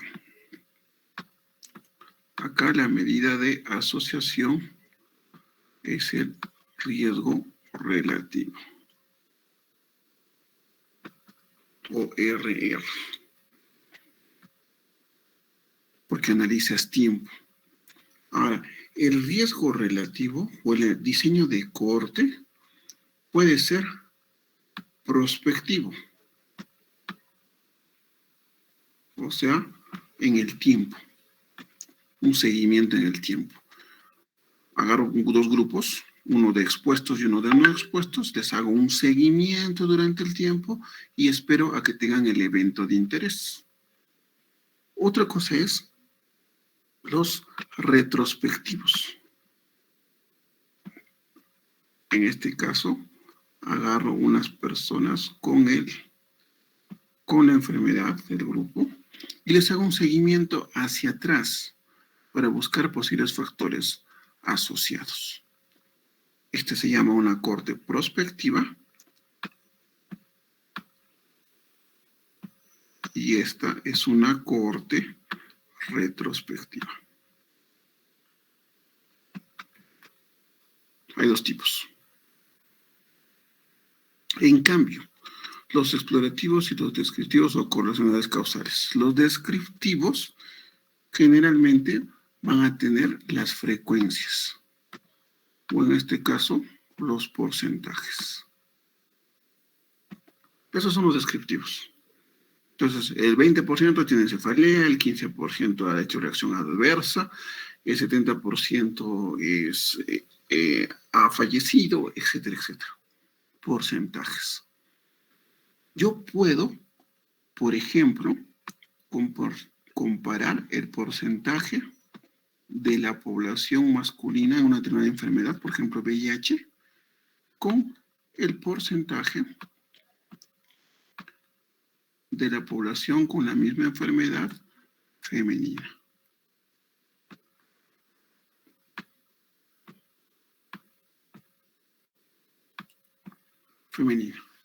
Entonces, cuando hago comparación de proporciones o la comparación de medias, también puedo comparar las edades. No utilizo pruebas estadísticas como chi cuadrado y como la t de student. Cuando utilizo chi cuadrado o t de student, voy a tener un valor chi.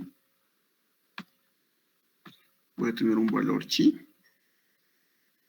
Y también voy a tener un valor t. ¿Sí? Son estadísticos. Son estadísticos. Pero, ¿qué es lo que vamos a tener en ambos casos? El valor P. Y acá está hablando de P minúscula, o sea, P value. ¿Qué sabemos? que tiene que ser menor a 0.05. Disculpa, se me ha acabado la pizarra. Bueno, 0.05 es el p-value. Y eso es comparación entre edades, entre sexos, entre procedencias, etc. Esos son los trabajos descriptivos. Y tenemos que llegar aquí. No me va a gustar para nada hacer un trabajo descriptivo que termine en porcentajes. Eso no vale para nada. Eso es un simple informe, eso es un simple reporte. Ustedes tienen que llegar acá como mínimo, a comparar proporciones o a comparar medias. Para eso pues están pidiendo la edad, el sexo, la procedencia, el tiempo de enfermedad, etcétera, etcétera. Para esto, justamente para llegar a estos estadísticos, chi cuadrado y t de estudio. ¿Ya? Esos son los descriptivos. En cuanto a los correlacionales causales, tipo transversal, tienes dos medidas. Te puede salir la relación de prevalencias. La relación de prevalencias, porque es un trabajo transversal. Vas a ver prevalencias, acá no vas a poder ver incidencias. Incidencias se da en el tiempo y acá se da incidencias. Esto también se lo voy a anotar.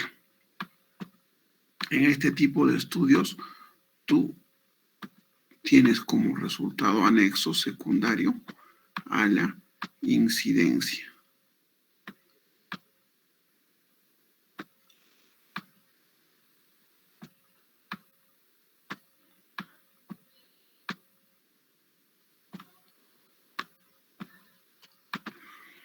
A la incidencia. Pero relativo tiene que ver con incidencia. Relación de prevalencias, obviamente con las prevalencias. Pero también en estudios transversales yo he visto mucho que utilizan el OR.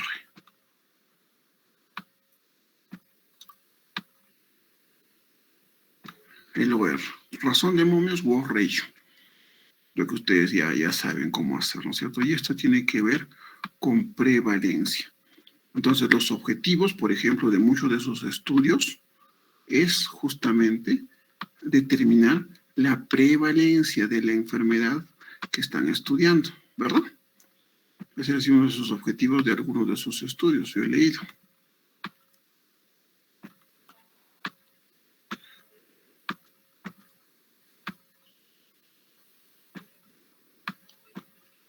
Prevalencia.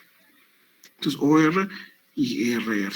Recuerden por favor que el OR es un estimador de riesgo relativo.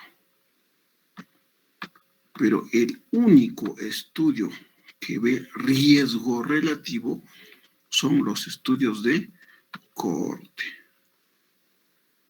Con un estudio de casos o controles o con un estudio transversal, tú te estás aproximando al riesgo relativo. No es una asociación causal. Ojo, no es causal. No puedes decir que tal cosa causa la otra. No es así. Por eso primero tendrías que ver los criterios de Braston-Hill, que ya los conocemos bien. Pero sí puedes decir que están asociados, que una variable está asociada. Entonces, sus títulos de investigación, ya les voy avisando, van a cambiar. Todos los que tengan el título que empieza con factores de riesgo, factores de riesgo de tal cosa o de cual cosa en tal población, y no piensan hacer un estudio de cohorte o no tienen un diseño de cohorte, entonces van a tener que cambiarlo a factores asociados. A la inversa. Hay quienes ustedes han puesto factores asociados, pero van a leer un poquito más y van a darse cuenta que da para un estudio de cohorte, entonces van a tener que cambiar el título. Y va a ser eso sí, factores de riesgo. Solamente este tipo de longitudinales o evolutivos miden el riesgo. Y ustedes ya saben lo que es el riesgo.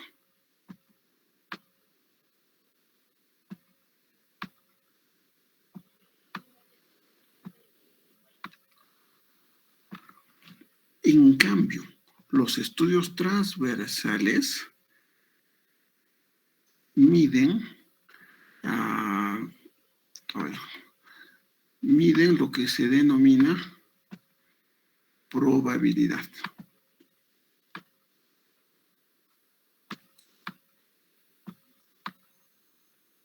Estos miden probabilidad. ¿Se acuerdan de los odds? ¿Se acuerdan del ejemplo que poníamos de las casas de apuestas? De los caballos, de los hipódromos. Esos son odds. Odds es chance. El chance es probabilidad. Ustedes con este tipo de diseños van a medir probabilidad de ocurrencia. En cambio, si hacen un diseño de corte, van a medir específicamente el riesgo. ¿Cuál es mejor? Los dos. Cualquiera. No crean que por lo que hacen este tipo de estudios son mejores que estos. No. Hay estudios que se ajustan, que calzan como anillo al dedo a este tipo de trabajos, de diseños. Pero va a haber estudios que por la factibilidad, por el tiempo, por los datos, el acceso y todo lo demás, vamos a tener que hacer esto. Y no lo desvalida, no lo invalida. Al contrario, elegir un diseño adecuado a tu trabajo es un paso importante en la investigación. Pero ojo, es un paso que tiene que dar el investigador, no el docente. No el docente. Yo les estoy dando ahora y les voy a seguir dando durante todo este aporte pautas, guías, consejos, sugerencias. Finalmente, quien decide hacer casos y controles, corte, transversal, anidado, apareado, etcétera, cualquier diseño, quien decide eso son ustedes. Además, en una misma investigación pueden incluirse 2 o más diseños de distintos tipos. Por ejemplo, puede verse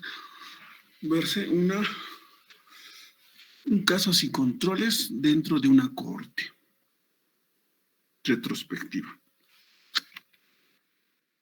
¿Cómo? Tienes una determinada población.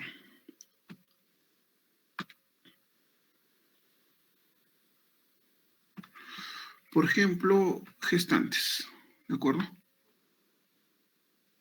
Gestantes, en este caso de un hospital, digamos del hospital Antonio Lorena. Gestantes atendidas en el hospital Antonio Lorena en el 2021. Ya esa es tu población. Esa es una cohorte. Dentro de esa cohorte, yo tengo especial interés en estudiar las hemorragias postparto. ¿Ya?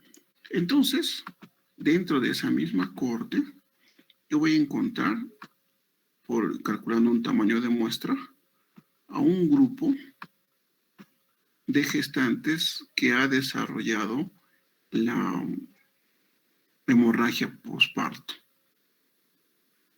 Hemorragia postparto es no preparto. Hemorragia postparto. Digamos, he encontrado 50.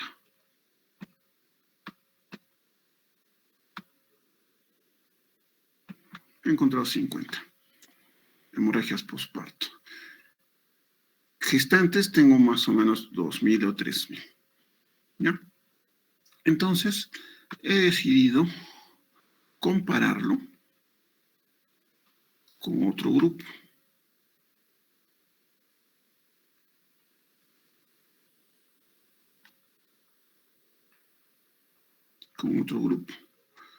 Pero este grupo ya también de 50 personas, de 50 gestantes, no tienen hemorragia postparto. Ellos no tienen hemorragia postparto. Pero estas 50 sí tienen hemorragia postparto. Ahora, yo quiero saber en un estudio los factores asociados a la hemorragia posparto. Quiero saber qué factores me han desencadenado hemorragias posparto. Entonces, en el diseño, yo voy a buscar hacia atrás.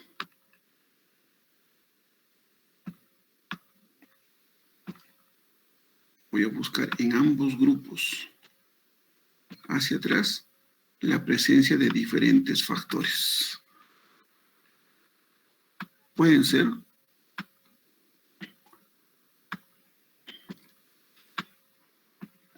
digamos, solo un ejemplo nada más.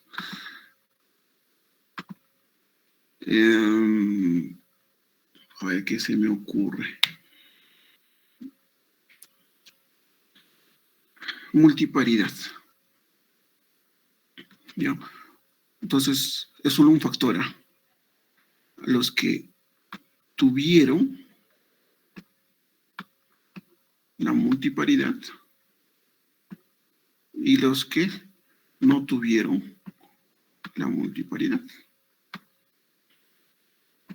Igual acá, los que tuvieron y los que no tuvieron.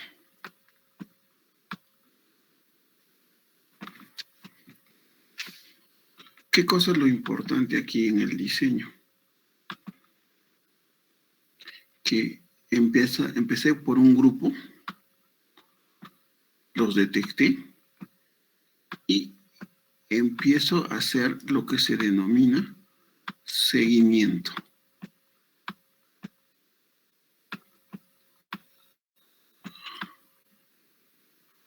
Empiezo a hacer un seguimiento. Pero este es un seguimiento en el pasado. Este es el evento. Es el evento. Gestantes con hemorragia, gestantes sin hemorragia. Es un evento. Y está dentro de todas las gestantes atendidas en el hospital. Y el seguimiento lo hago hacia atrás. Busco como antecedentes quiénes estaban con multiparidad y quiénes no tenían multiparidad. En ambos grupos. Entonces, este tipo de diseño es el que se conoce como casos y controles anidados, ¿sí? Anidados en una corte.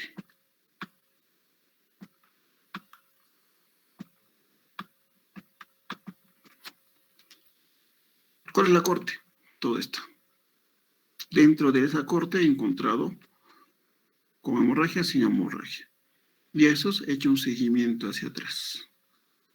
Entonces, el casos y controles es retrospectivo, obviamente. Este es un diseño de casos y controles, pero buscando causalidad dentro de una cohorte específica, de un grupo de pacientes específicos. Es un diseño mixto.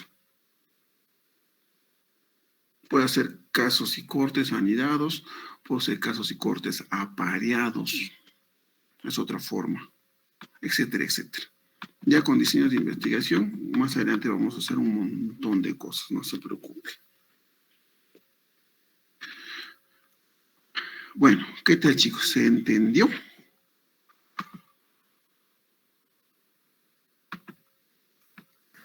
Sí, doctor.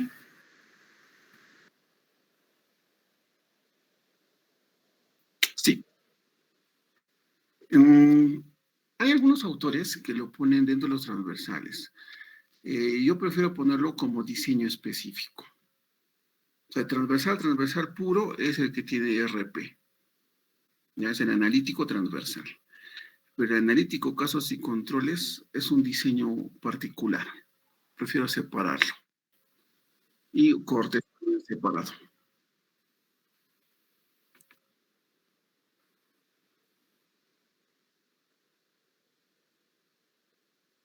Todos.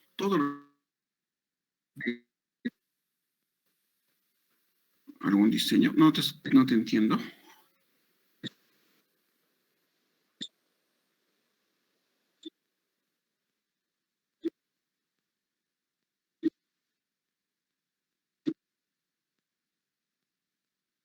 No. De acuerdo como les he enseñado nada más.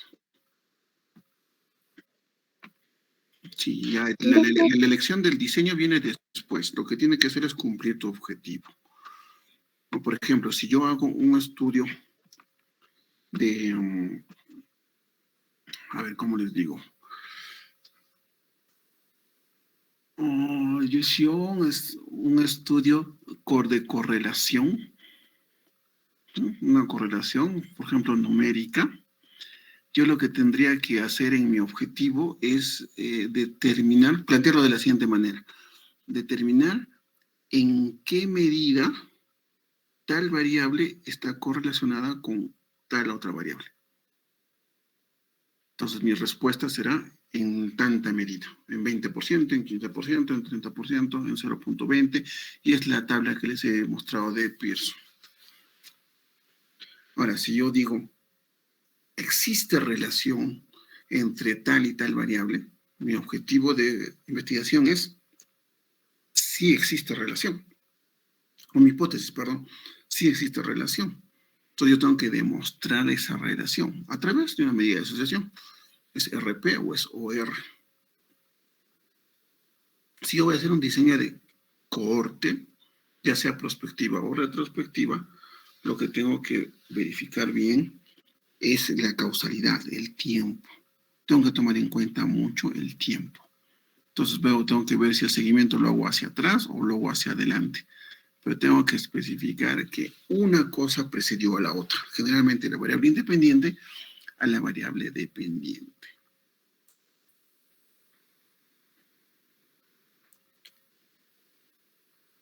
¿Alguna otra pregunta? Doctor, no se olvide de marcar su salida. Gracias, Karencita. Ya le estoy marcando ahorita. ¿Alguna otra pregunta? Doctor, yo quería hacer una pregunta. A ver, adelante. ¿Quién quería hablar? Levante la mano, por favor, para que yo pueda ubicarlo.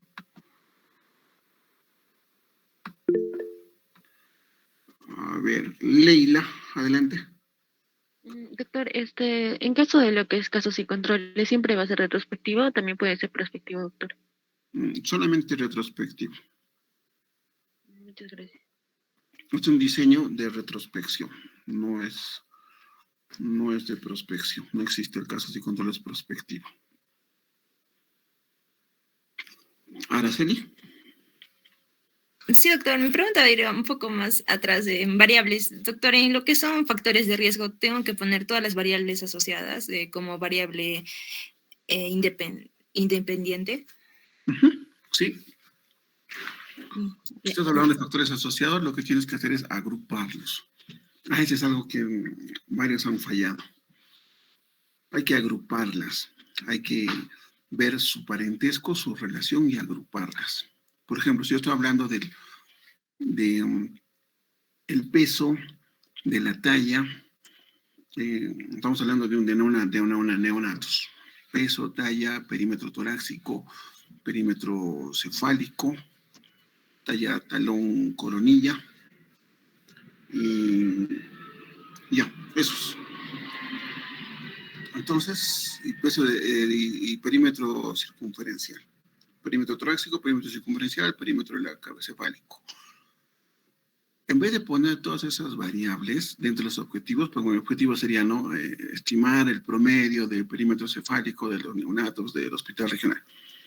Estimar el promedio del perímetro torácico de los neonatos en el hospital regional. Estimar el promedio del perímetro abdominal en los neonatos, etc. En vez de hacer todo eso, puedo agruparlas y mencionar solamente una. ¿Y cuáles son los factores antropométricos de los neonatos relacionados a la variable dependiente que quieres estudiar? Agruparlos. Si yo hablo de edad, condición económica, grado de instrucción, estado civil, en vez de poner en mis objetivos cuál es la proporción de grado civil más frecuente, o cuál es el sexo más frecuente, o cuál es la media de la edad de la población, etc., puedo decir cuáles son los factores socio